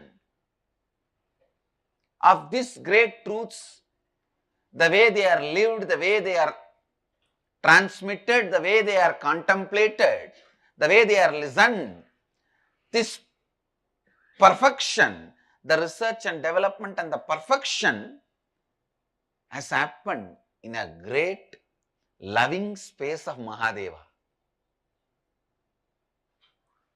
In the love of the Master, all these teachings become part of your very bioenergy. Love of the Master is from the space of bioenergy, pure Kundalini Shakti, unpolluted.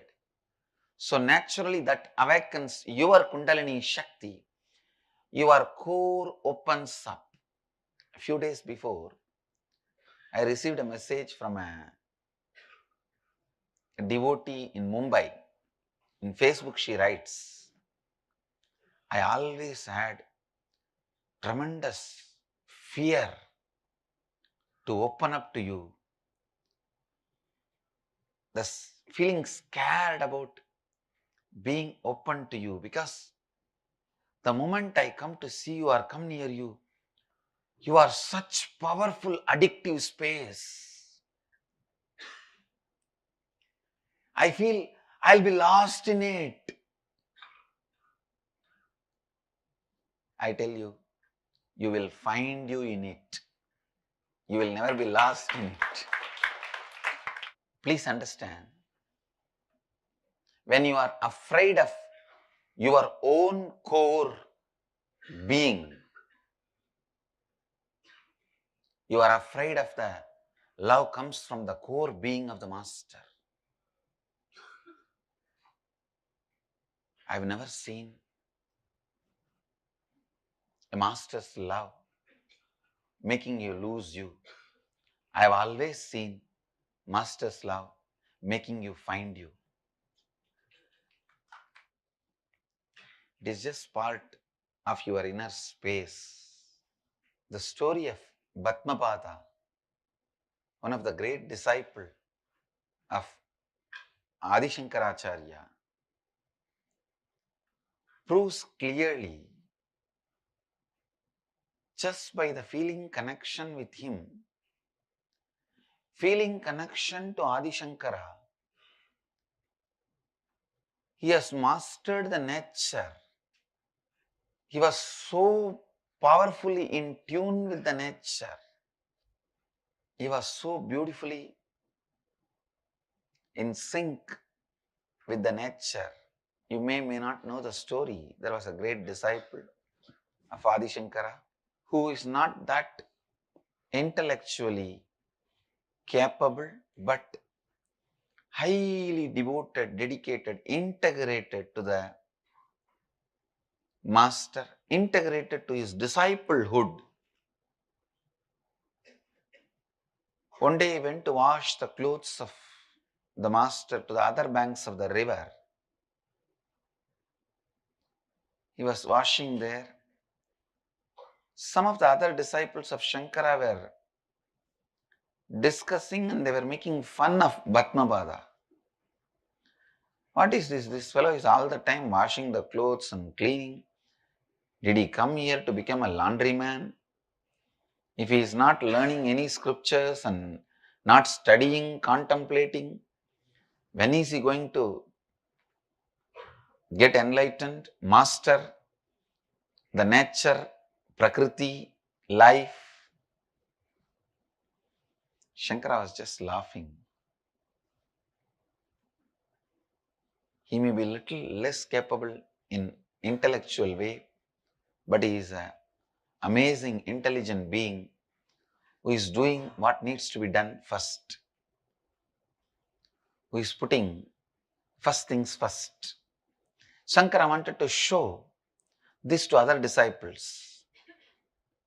So he just sits up and calls from where he is, Padmapada, please come. Actually, he uses the word first time, Padmapada. Earlier his name was different. He just calls his disciple. The moment master called, the disciple forgot everything. He just starts walking on the river. And the river, God, now I have to protect him. When somebody is in such a deep space of trust with the whole cosmos, master is a representation of the whole cosmos. I cannot allow him to suffer. I cannot let him down. So the river just makes lotus flowers and holds his feet wherever he puts his feet. Please understand, lotus will never happen in the river because river is flowing water. It happens only in ponds, stable water. But here, river produces the lotus and holds his feet when he walks and makes him cross the river. Usually, people will be anxious when they cross the river. Maybe first time, river would have been anxious when a person is crossing the river, that she has to safely reach him the other side. Because every step is held by a lotus.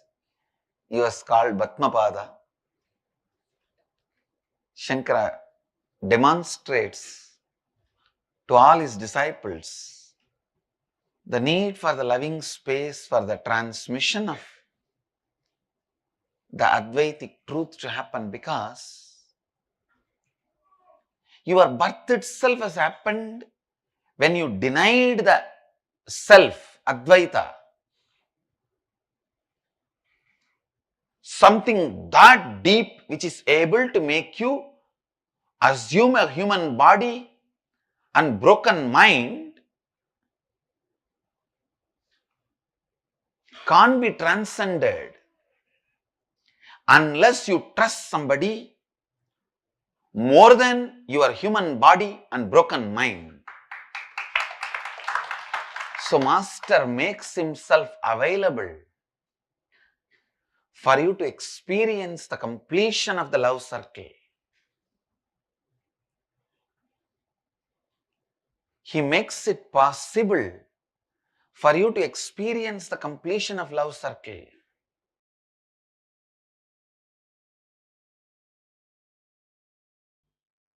The moment you start the completion process, the Guru's grace has started happening in your life. Please understand.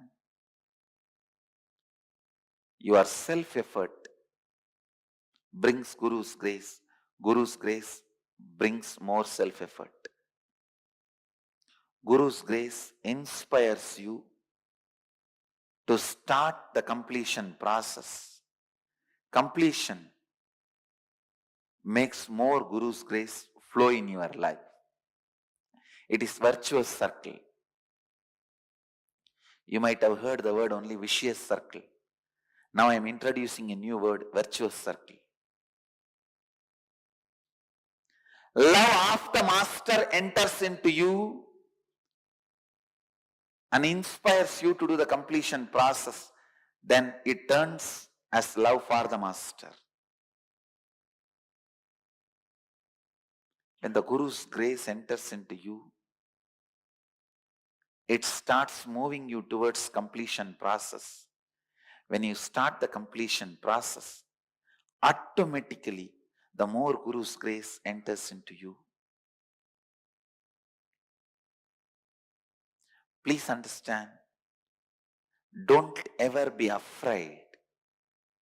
Don't say, oh God, I have so much incompletion. How can I ever think I can complete and rewrite my future? When a fire starts burning the trees, not only the forest reduces, the strength of the fire gets added. So when you start doing completion, You may have 10,000 incompletions in front of you. But when you do even one completion, two completion, all the completed thoughts will become power of you. Not only enemy is reducing, friend is increasing. Opposite army is reducing, your army is increasing. The pattern of completing with incompletion becomes your strength.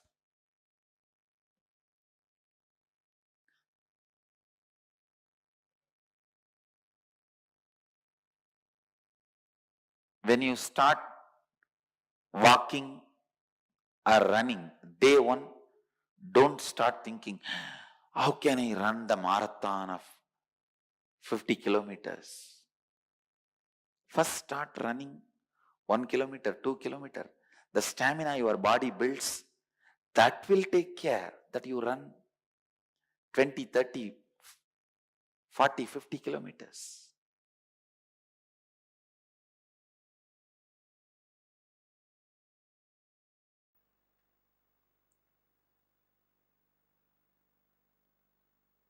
Completion with life is eternal love.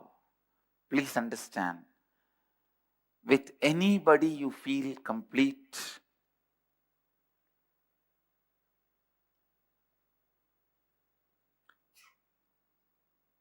don't think the person is completing you. Your completion is making that person beautiful. Please listen. What I am talking is a very important point. If you see somebody and you are in love and you feel complete, be very clear. That person has no role in your completion experience. Because of your completion, the person looks more greener than the green itself, more rosier than the rose itself, more beautiful than the beauty itself. Completion is the state where you rest in awareness. You always rest in unconsciousness. But with completion, you rest in awareness. You rest in peace. You rest in your existence. You rest in you.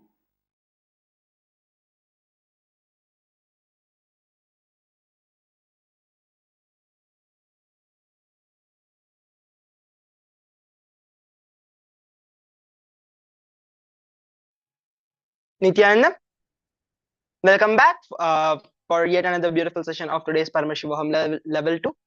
So we just saw how beautifully Swamiji explained about how love is a power. So now we'll be entering into the internalization exercises for this session. So you always show the soft things as the symbol of love because you know the pseudo love. We always show only the bird feeding its baby as a symbol of love, a rose flower as a symbol of love, but we never show a banyan tree root hanging as a symbol of love, or a lion feeding its cub as a symbol of love, because we know only superficial pseudo love. We don't know the love behind the hanging roots of the banyan tree, how the tree loves the roots, and once the roots get rooted, how it supports the tree neck. We do not know the subtle love which is there in it. One of these exercises to look in, do you have any incompletions, fear, insecurity, to find love as a weakness? Let me repeat. Look in, do you have incompletions, fears, insecurity, to find love as a weakness? For an example, whether I will have love from this person or love in my life forever, will I get exploited? Like, these are all different things which you might be feeling. So the second step is bring completion within. One thing, others can be only maximum cause, but you can only create it. So incompletions cannot be created. Others may be just a circumstantial cause. So sit and bring completion within yourself. Yes, let us now begin with this internalization exercise.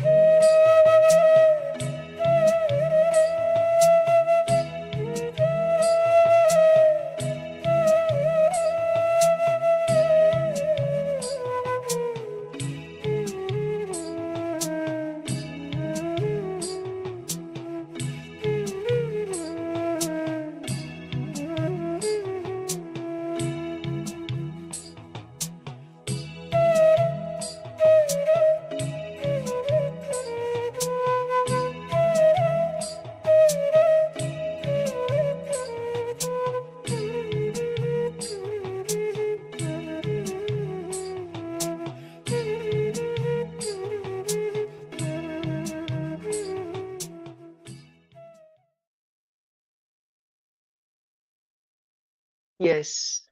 Slowly relax. So now with this, we'll be entering into the power manifestation for today. So today in this power manifestation session, so we are going to be doing the power where you scan your back to see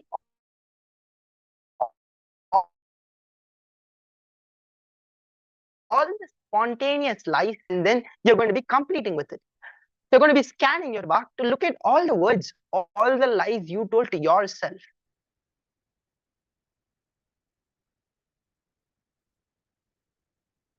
So now first let's look at the Shastra Pramana. Anenaiva vidhanena yogindro vanimundale bhave svabha chandachari tattva sarva patyaridbhajitratah. By acting upon these ordainments by me, the great yogi, Yogindra, becomes in the world perfectly independent and is freed from all obstacles. He can travel anywhere as a Sarvapad. So this is the translation of this Shastra Pramana. So now just scan your Vak, close your eyes, connect with Swamiji, chant the Mahavakya, and then scan your Vak center, your Vak which is there in your throat. Scan it and look at all the lies, and then just complete with it. Just declare that you are not going to do any of this, and whatever happened, you're just going to completely just let it go. You're just going to complete with it once and for all. So now let's start. Ninda Paramashivoham Om Nithyananda Paramashivoham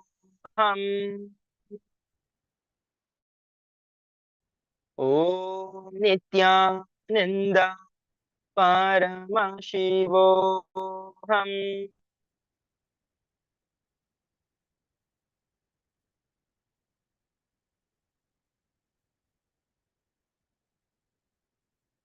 Paramashivoham Om Nithyananda Paramashivoham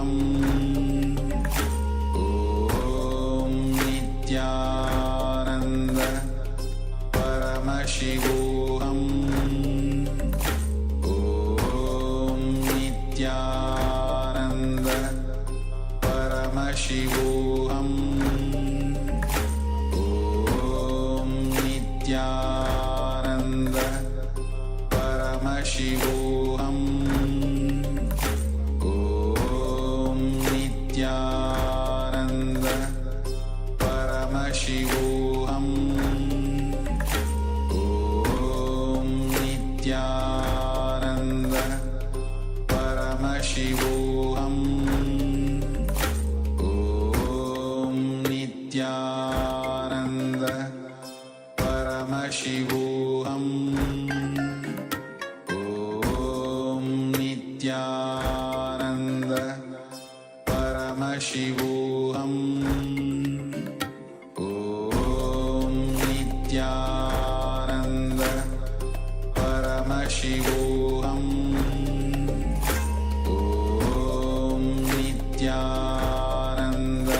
Nithyananda Paramashivoham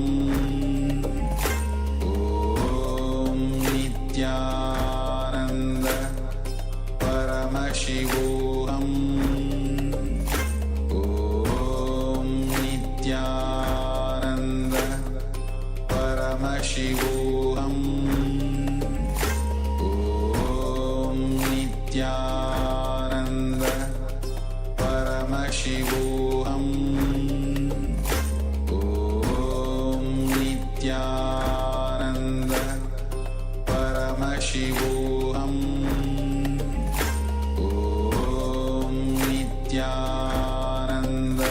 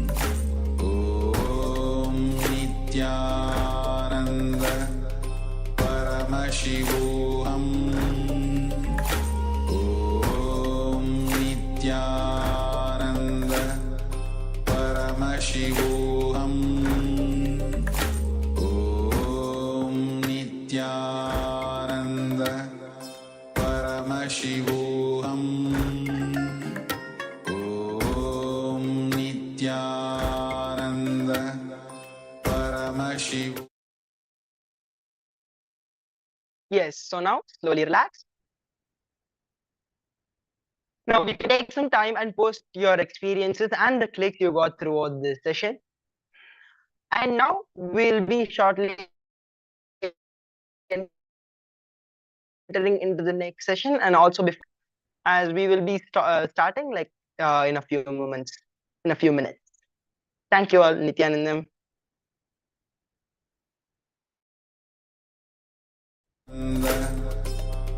Paramashivoham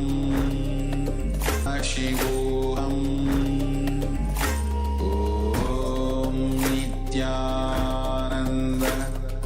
Paramashivoham Om Nithyananda Paramashivoham Om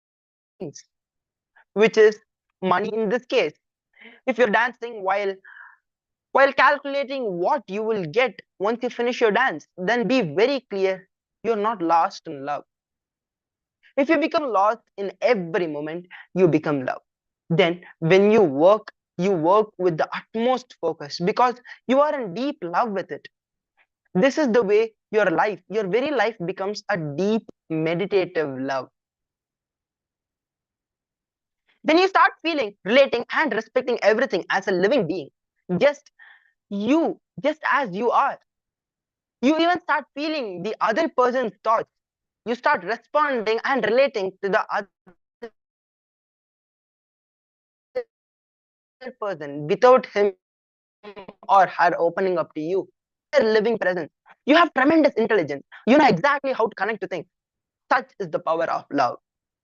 Real love keeps you in this very moment. It keeps you in the moment. It gives you the tremendous awareness. That is why it is so powerful. Nothing is as intense as being in this moment.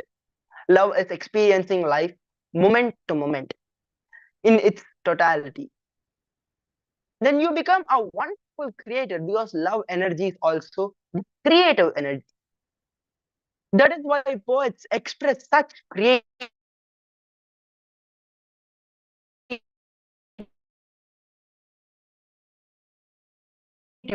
They lose themselves in love and become moment the creativity happens.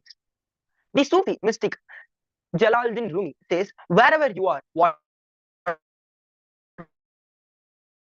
you are, condition is always try to be a lover.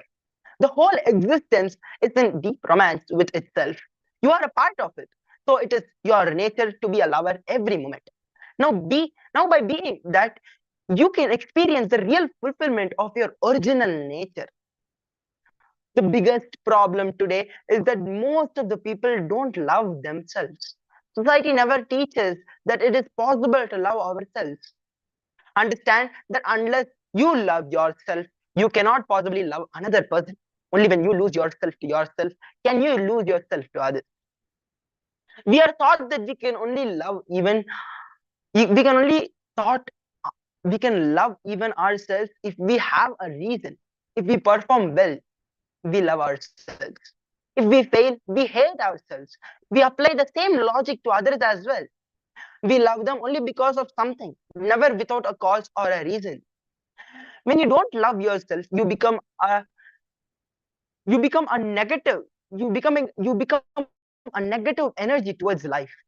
When you were alone in your mother's womb, you were completely loving and blissful. In your aloneness in your mother's womb, you experienced your loving self. Blissful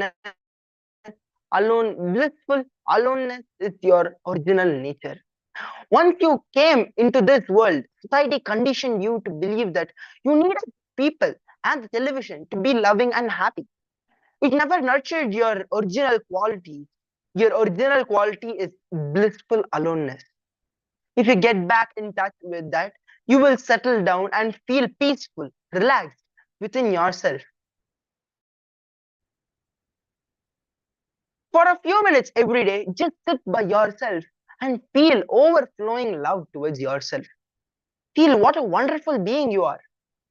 Feel how much you have taken yourself for granted. Feel yourself as a part of existence and love yourself for it. Melt with the feeling of love for yourself. If you practice this every day, you will see that where you go, wherever you are, where you were once hard and self-centered, now you have become a soft and loving being. When you deeply settle down within yourself with peace, love, bliss will just explode in you. When your nerves are clean, when your nervous system is cleaned by peace, bliss will explode. You will start expressing them. You will start expressing the same bliss that it expressed in the master's body language. Then when people love you, you don't feel guilty or unworthy because just as they love you, you love yourself too. You become ready to receive love from others. Usually when others show love to you, you feel guilty or unworthy because you don't feel your worth being loved. Once you settle within yourself with deep love, you will receive others' love, joy. The existence is not a thing. It is a living energy. It is a living being. Every single tree, every single plant responds to you, to your love and hate. Your every thought you carry, the nature responds to you. When you start loving the existence, it begins responding to you in its beautiful ways. You start raising above all the difference around you. Differences between people, situations, emotions, between anything and anything. Everything merges into unity, and that is the truth. Everything is a part of one whole. And love is the only thing that can make you realize this beautiful truth. If you begin to live with a little respect and love for the existence and all its creation, you'll be able to recognize these things happening in your own life as well. Nature will simply reciprocate your life in many beautiful ways. Very often, love is confused with respect. From a young age, children are brought up to always show respect but never to show love. You can never hear people teach the children, you should respect your elders. You will hardly have heard that you should love your elders. You would have always heard that respect your elders. The children should have heard this because that's what the elders say always. But you would have really very hardly you would have heard this. You should love your elders. That is the biggest problem now that humanity is facing. Respect shows the first guilt in you that you are something inferior. It makes you feel separate from the other person to whom you show respect. On the other hand, love sows the seed of joy and unity in you. It makes you feel connected with the other person and with everything in this existence. With respect, there is fear, but with love, there is authentic respect as well as a scope for deep understanding to happen between each other. Any stone heart can be melted with love. Only love can melt your hardness. Only love can keep you pure. Respect creates distance between you and the other being. Love bridges the distance between you and the other being. Respect is easier but not real. Love might be difficult only because not many know how to go about it. But it is real. With love, respect is automatic and authentic. With pure respect, the appearance of love is forced and may never be authentic.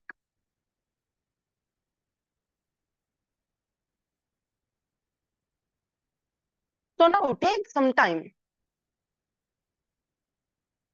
So now take some time and feel yourself and declare to yourself that you're going to be in love with everything.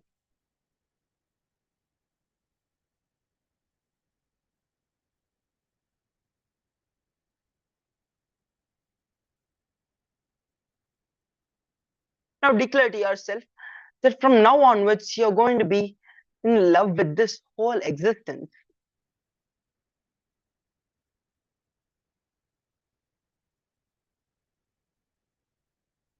Just close your eyes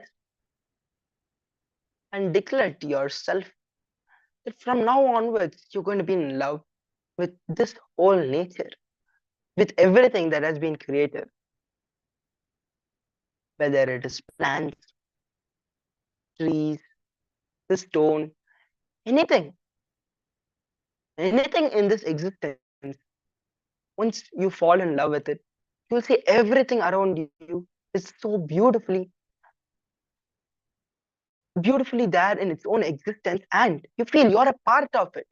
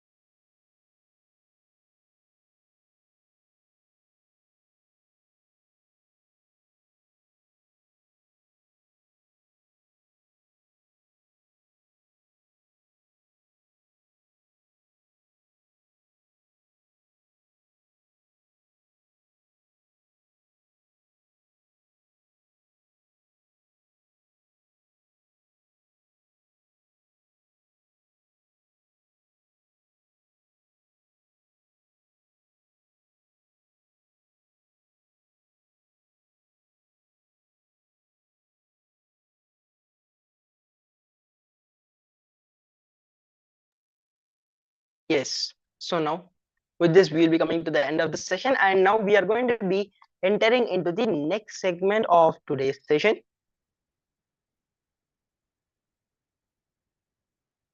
Where in the next session, we are going to be learning about don't equate, how you should not equate your life to arithmetic logic.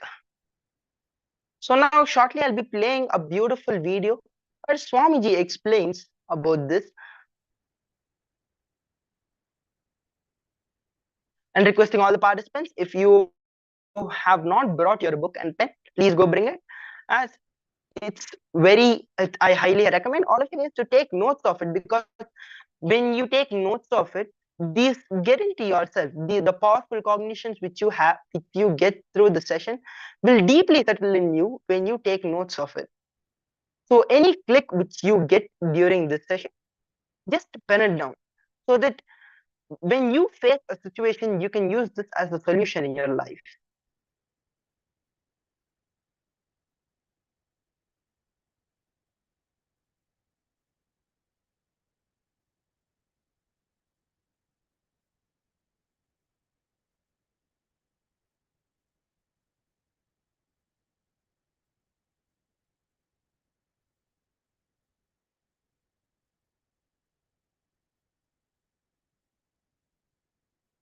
Yes, so now get in the deep space of listening as we watch this beautiful video.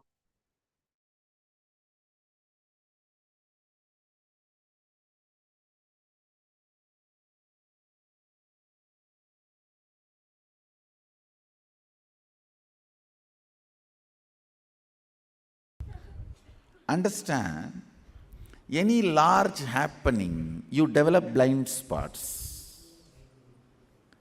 The society is large happening.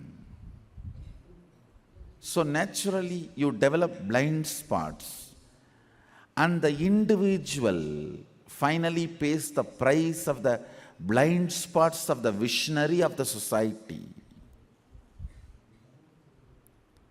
See, the visionaries of the society, if they have a blind spots, the price is paid by whom? P-R-I-C-E. Is paid by whom? Price is paid by the people who are following. But all the praise, P-R-A-I-S-E, goes to the people who created the vision, who are responsible for these blind spots. Understand? Price paid by one group, praise received by another group. To break this unconscious rut, getting caught by the overdosed, multi-arithmeted, understand the word I am using, multi-arithmeted. This multi-arithmeting logic can make you believe anything into anything. Listen. Multi-arithmeted logic. If I have to give you an example of this multi-arithmeted logic, many memes you will see in the Facebook. Cockroach is afraid of rat. Rat is afraid of cat. Cat is afraid of dog. Dog is afraid of you. You are afraid of your girlfriend. Finally, your girlfriend is afraid of cockroach. You see many of this kind of this memes.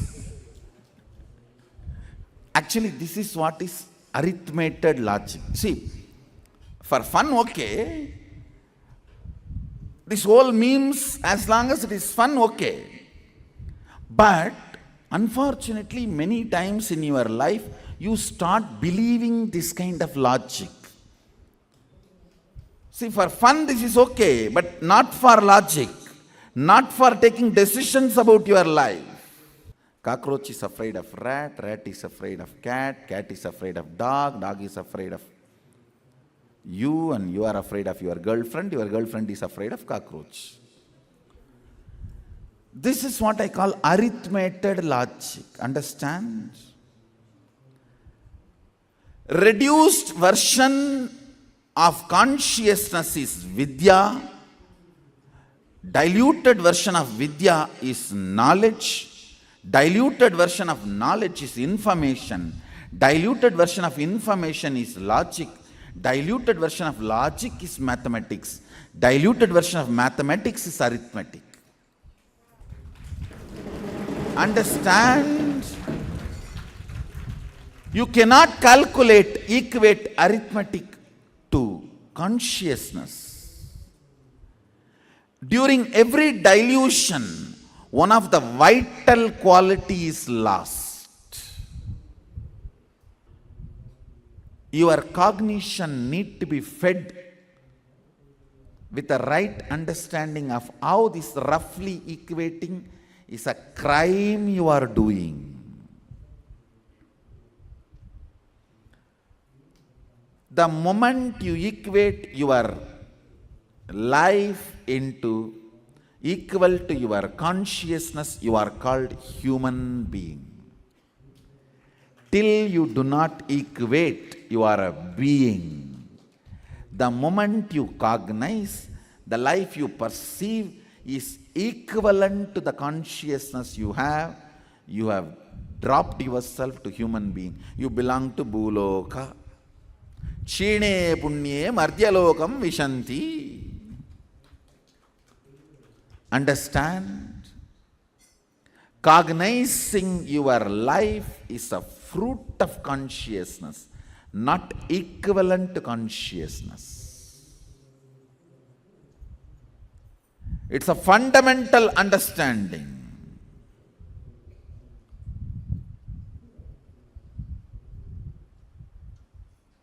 Listen carefully. It's a fundamental understanding. Arithmetic logic is good for fun and memes. Child play. That is not for developing a religion. The funny logic is good for laughter, not for developing a religion. Cockroach is afraid of rat, and rat is afraid of cat, and cat is afraid of dog, and dog is afraid of you, and you are afraid of your girlfriend is afraid of cockroach. Can be a funny memes for you to laugh. But you cannot take this kind of a blind-spotted logic and apply and develop religion. A blind-spotted, funny arithmetic logic is being used for developing religion is exclusive monopoly religions. Monopolizing and exclusivity is a fort you build so common man will not know the stupidity goes on inside the palace in the name of administration.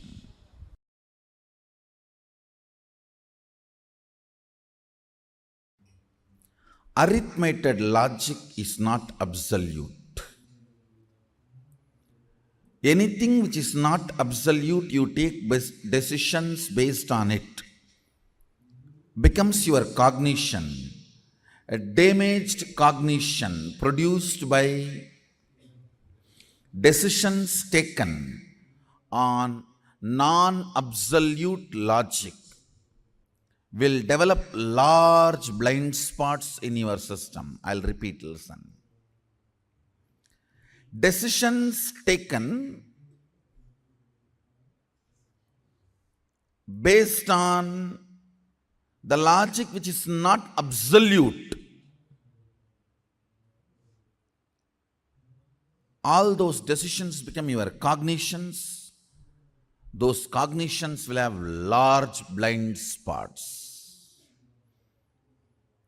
If you are having this difficulty in your life, I know what I am doing is wrong, I don't know why I am doing. means you believed this cockroach girlfriend logic. Cockroach is afraid of rat, rat is afraid of cat, cat is afraid of dog, dog is afraid of you, you are afraid of your girlfriend is again afraid of cockroach. No, it's a good joke. But if you apply this logic on your life and take decisions based on this kind of arithmetic logic, your life will be cruel joke. Good joke should not become cruel joke. Listen. Many times, logic inserted into your system through good jokes becomes part of your thinking, thought current, which becomes a cruel joke. Cognitions developed based on arithmetic logic, which is not acid washed, about which you did not do any investigation. You allowed the blind spots to grow. Plays a cruel joke on your life. Listen. We do have a lot of haunting questions. Why this to me? Why this not to me? Why not this to me? All these haunting questions, you need self-consoling answers. Especially some of the terrible questions. What happens after death? Where was I before my birth? What is going to happen if I do only good? Why should I not do bad? Why should I do this? Why should I do that? Whether it is superficial questions or fundamental questions, there are tons of questions haunting us. A set of answers are the answer generating thought current. Listen carefully. Set of answers for these questions become philosophy. A set of thought currents which generates multiple answers for these questions becomes darshana, tattva. Understand? Set of thought currents which generates answers for these questions, which can be an amazing self-consoling, which can just put you to rest. But of course, they are not experience, because neither your questions are from experience, nor the doubts are from experience, or the haunting questions are from experience.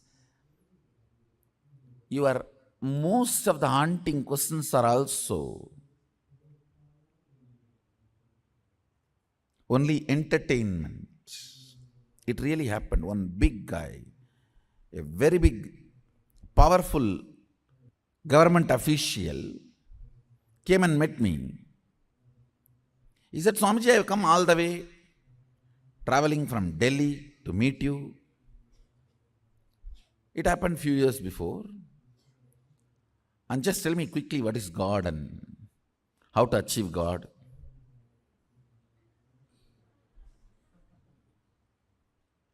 I looked at him and And he was not even sitting. I told him, please, why don't you settle down? No, in 20 minutes I have to go and catch my next flight.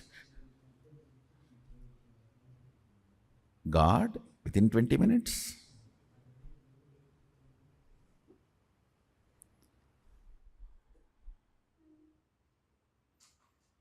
Of course, possible. If you are ready to open your eyes. Understand?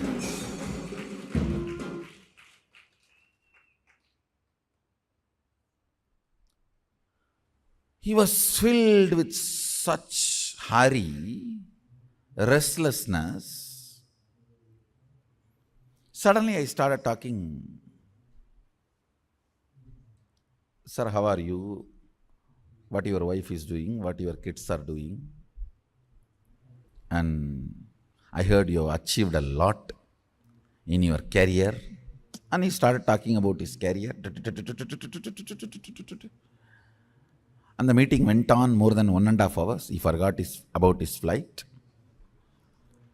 And after 1.5 hours of elaborately explaining all his great achievements and career and awards, rewards, everything, he forgot all about God. Never he repeated that problem or a question second time. In that 1.5 hours he got with me. And after he went out, to my assistants, he was praising me. What an amazing, intelligent, saintly personality Swamiji is. In that whole 1.5 hours, only 2-3 questions I asked. I did not answer a single question. Neither I was allowed to speak. No, I always let people speak. Of course, in the house they are not allowed to speak, at least in the ashram.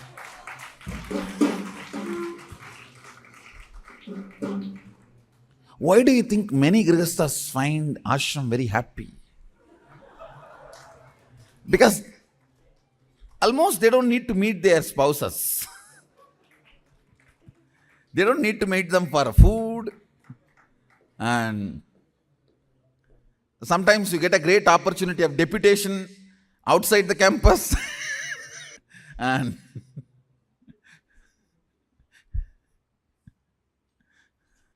I am seeing a lot of people clapping in Tanjore and Trishulam and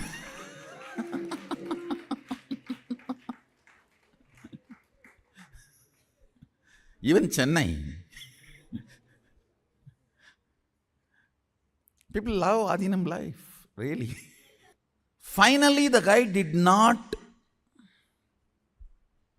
talk again about this subject. Means, even many questions we believe haunting questions are not really haunting questions.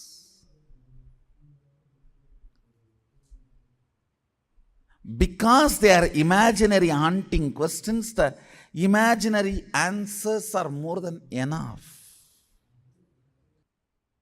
Understand?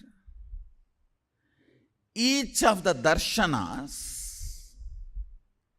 will connect, resonate based on the depth of the question or depth of the cognition from which you are operating.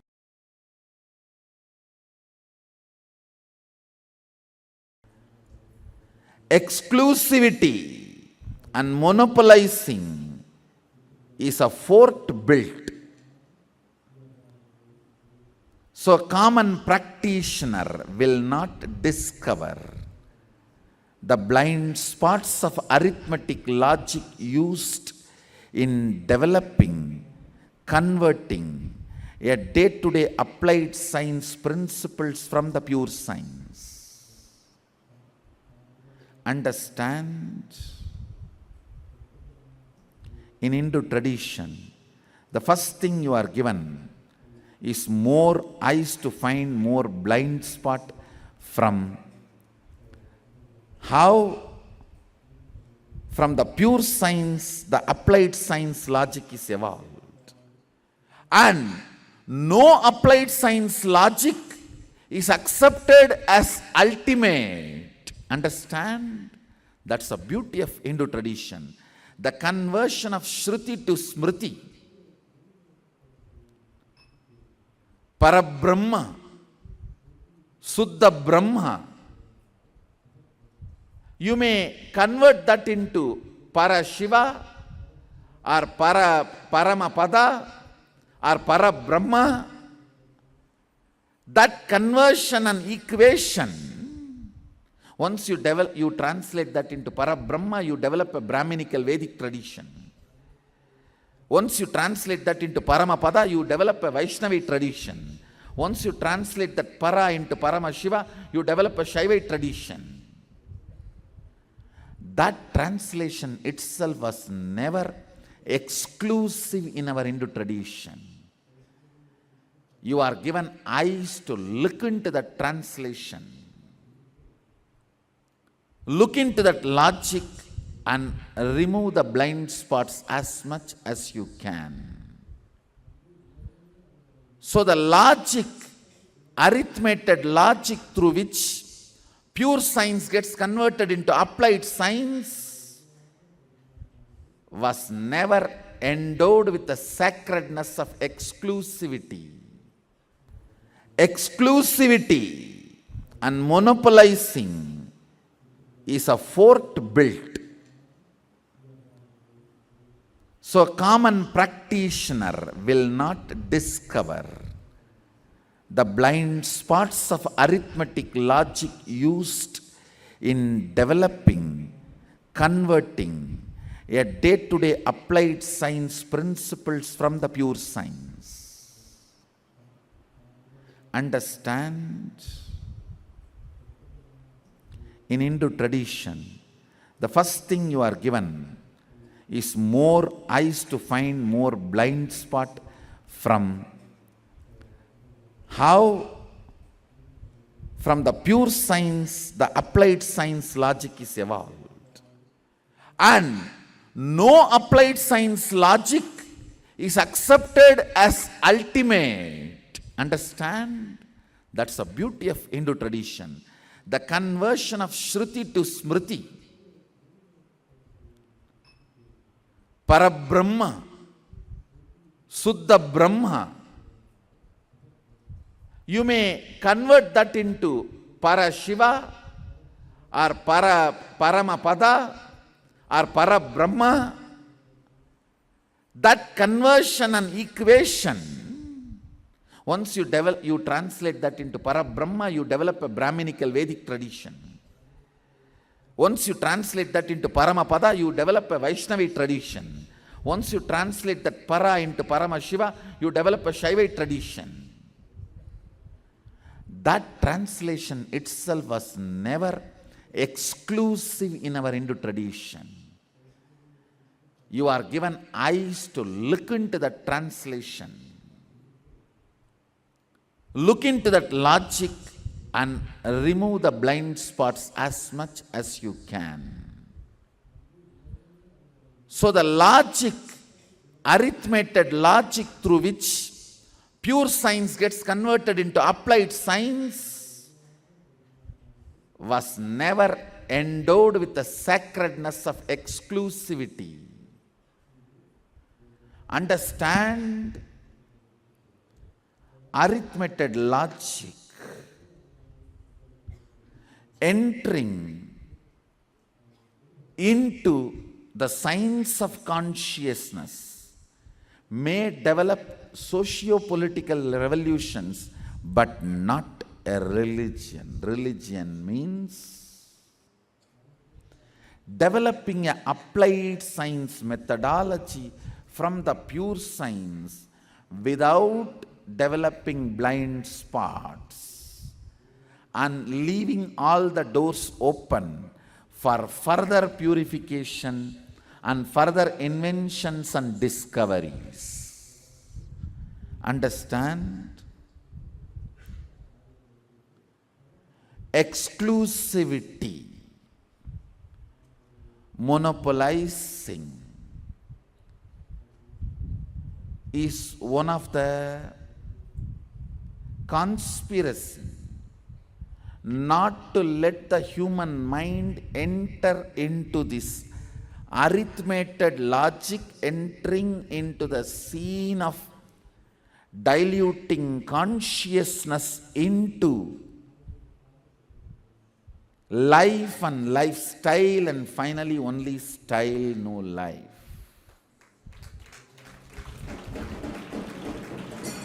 Understand, arithmetic consciousness to life itself is a crime. Life is result of consciousness, not equivalent to consciousness. Mango fruit is result of mango tree, not equivalent to mango tree.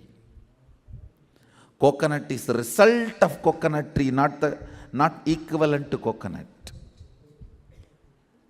This roughly equating and the attitude of chalta hai in the plane of human consciousness. Understand? Today I am almost reading out Akashic records.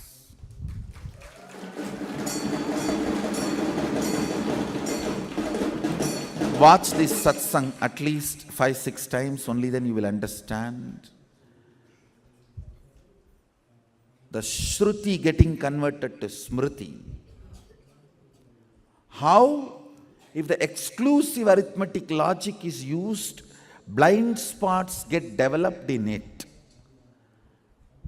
The pure science becoming applied science methodologies, and how the purity can be retained in that plane, how the blind spots get developed by the exclusivity and monopolization. How this roughly equating for the sake of convenience of understanding develops some of the large blind spots and lets us live in ignorance. Understand? Blind spot cannot be third eye.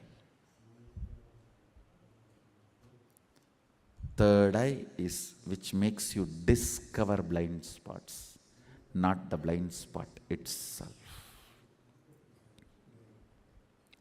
Tat is not tattva. Third eye is not blind spot. Consolation is not completion. Coming to terms is not completion. Completion is completion. Understand?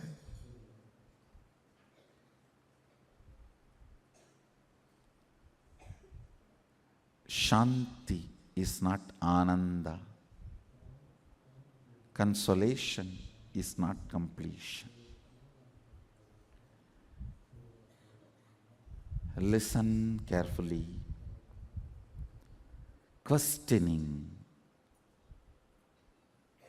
the arithmetic logic and its blind spots, which converts the pure science into applied science and discovering your own method of being in the space of pure science and radiating applied science is Sadashivatva.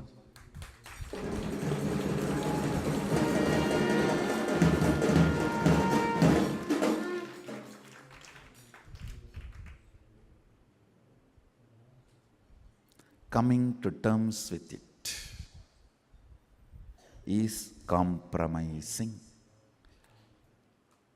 Coming directly face to face is completion.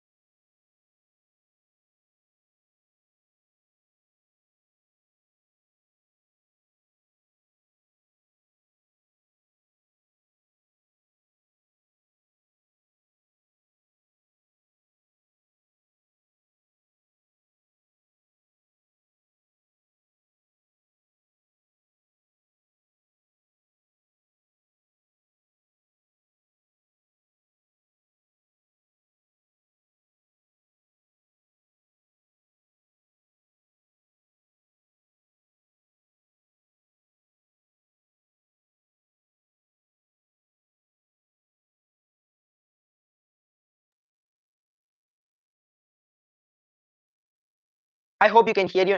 All of the participants can hear me now. So Swamiji beautifully explained about how to not equate your life with the arithmetic logic.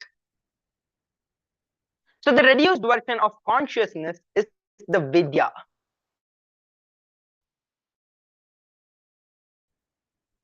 And the diluted version of vidya and diluted version of information is logic. Diluted version of logic is mathematics. And the diluted version of mathematics is only the arithmetic. You cannot calculate, equate arithmetics to consciousness in any way. So now let us enter into the exercise.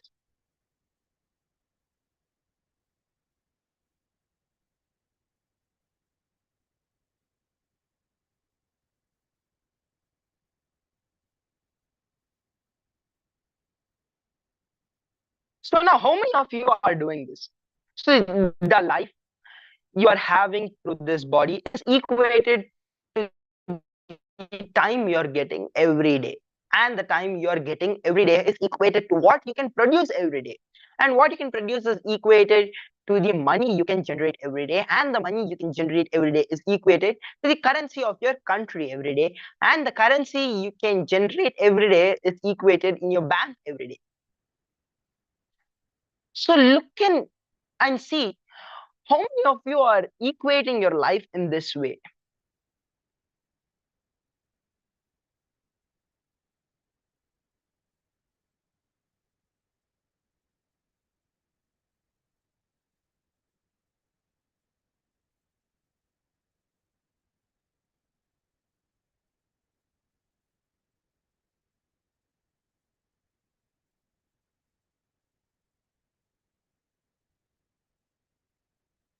Let me repeat.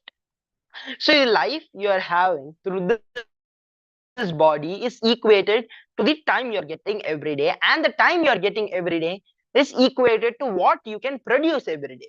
And what you can produce every day is equated to the money you can generate every day, and the money you generate every day is equated to the currency of your country every day. And the currency of your country can be generated and is equated in your bank every day. So look in and see how many of you are equating your life in this way. Just look in for 5 minutes and just look at your own self, how you feel you're handling your life. You will see that most of you would be handling your life in this way.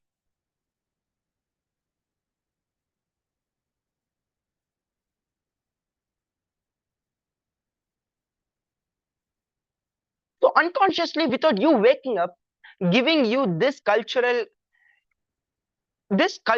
collusion and lubrication, without letting you spot the blind spots, without letting you break this arithmetic logic, you being guided and fooled finally into the structure, either cohesively or by not providing any other opportunity, is called the education, where this is what is being taught in the modern day.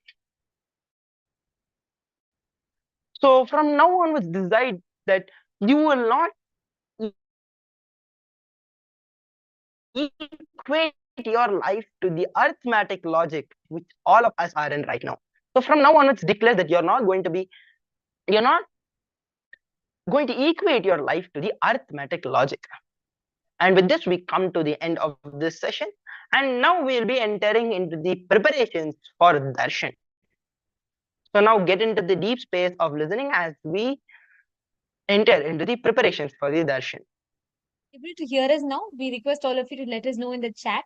And once again, our sincere apologies to you. We complete with all of you for the inconvenience caused.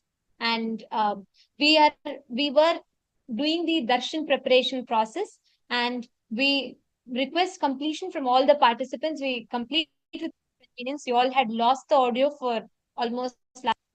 We apologize for that, and the technical issue is now resolved. All of you are having audio, and please do let us know, confirm to us in the chat if you're all able to hear us clearly now. Thank you so much. Thank you all. Thank you for your patience. Now, we're just going to be summarizing it for all of you. Don't worry. We'll repeat it again. So do not worry. You will not be missing anything. Today, the very powerful cognition. Swamiji revealed to us about the oneness in relationships, how we in each one. See, you do not like to celebrate your birthday party alone, right? Why so? Because you don't just exist inside your body alone. You're in the or the love someone shows to you, the hatred someone shows to you, everything. Why is it affecting you? Because your is that more and more you start experiencing the space of completion. More and more you start manifesting this powerful space around you. You will see tremendous transformation existing through you. Swamiji explained how, especially the teamily, meaning a team plus your family, like if they are part of your life in your day, at least 3 times, minimum 3 times, you remember them. They're part of your life. That means they're part of your teamily. Your relationship with this teamily matters the most. Understand, they matter the most. The completion you carry with them is very important. And please understand, the people around you, the people that are around you make up your life. Your father, mother, brother, sister, friends, family, husband, spouse, in-laws, all of them put together make your life. Every day, see, all of us, when you imagine yourself, when you imagine your life, there are a set of people that you visualize your life with. Your immediate, that frame of a happy life, many times has a set of people in your visualization. All those people who play an important component in your life, all of them are a part of your life. They're all your team. I'm seeing so many of you have posted your names, the names of the relatives. Listen very carefully. Today's darshan is too important, especially when you attend as a team. If you are a couple and if you have any issues, any marital issues that you have, like any conflicts, problems, or you're not even any type of a relationship issues you have today, just through this darshan, all of you will be showered with fulfillment. Literally, see, this story of Kalyana Sundaramurti is too beautiful. It is like the way how Paramashiva happens to Devi Parashakti, Paramashiva Shakti. He appears to Devi Meenakshi, Tadadagai, and accepts Devi Meenakshi as his own Ardangini. It is in this form, Paramashiva, every time to marry Devi Paramashiva Shakti, Paramashiva comes down in this form. And the way the whole Leela is too sweet.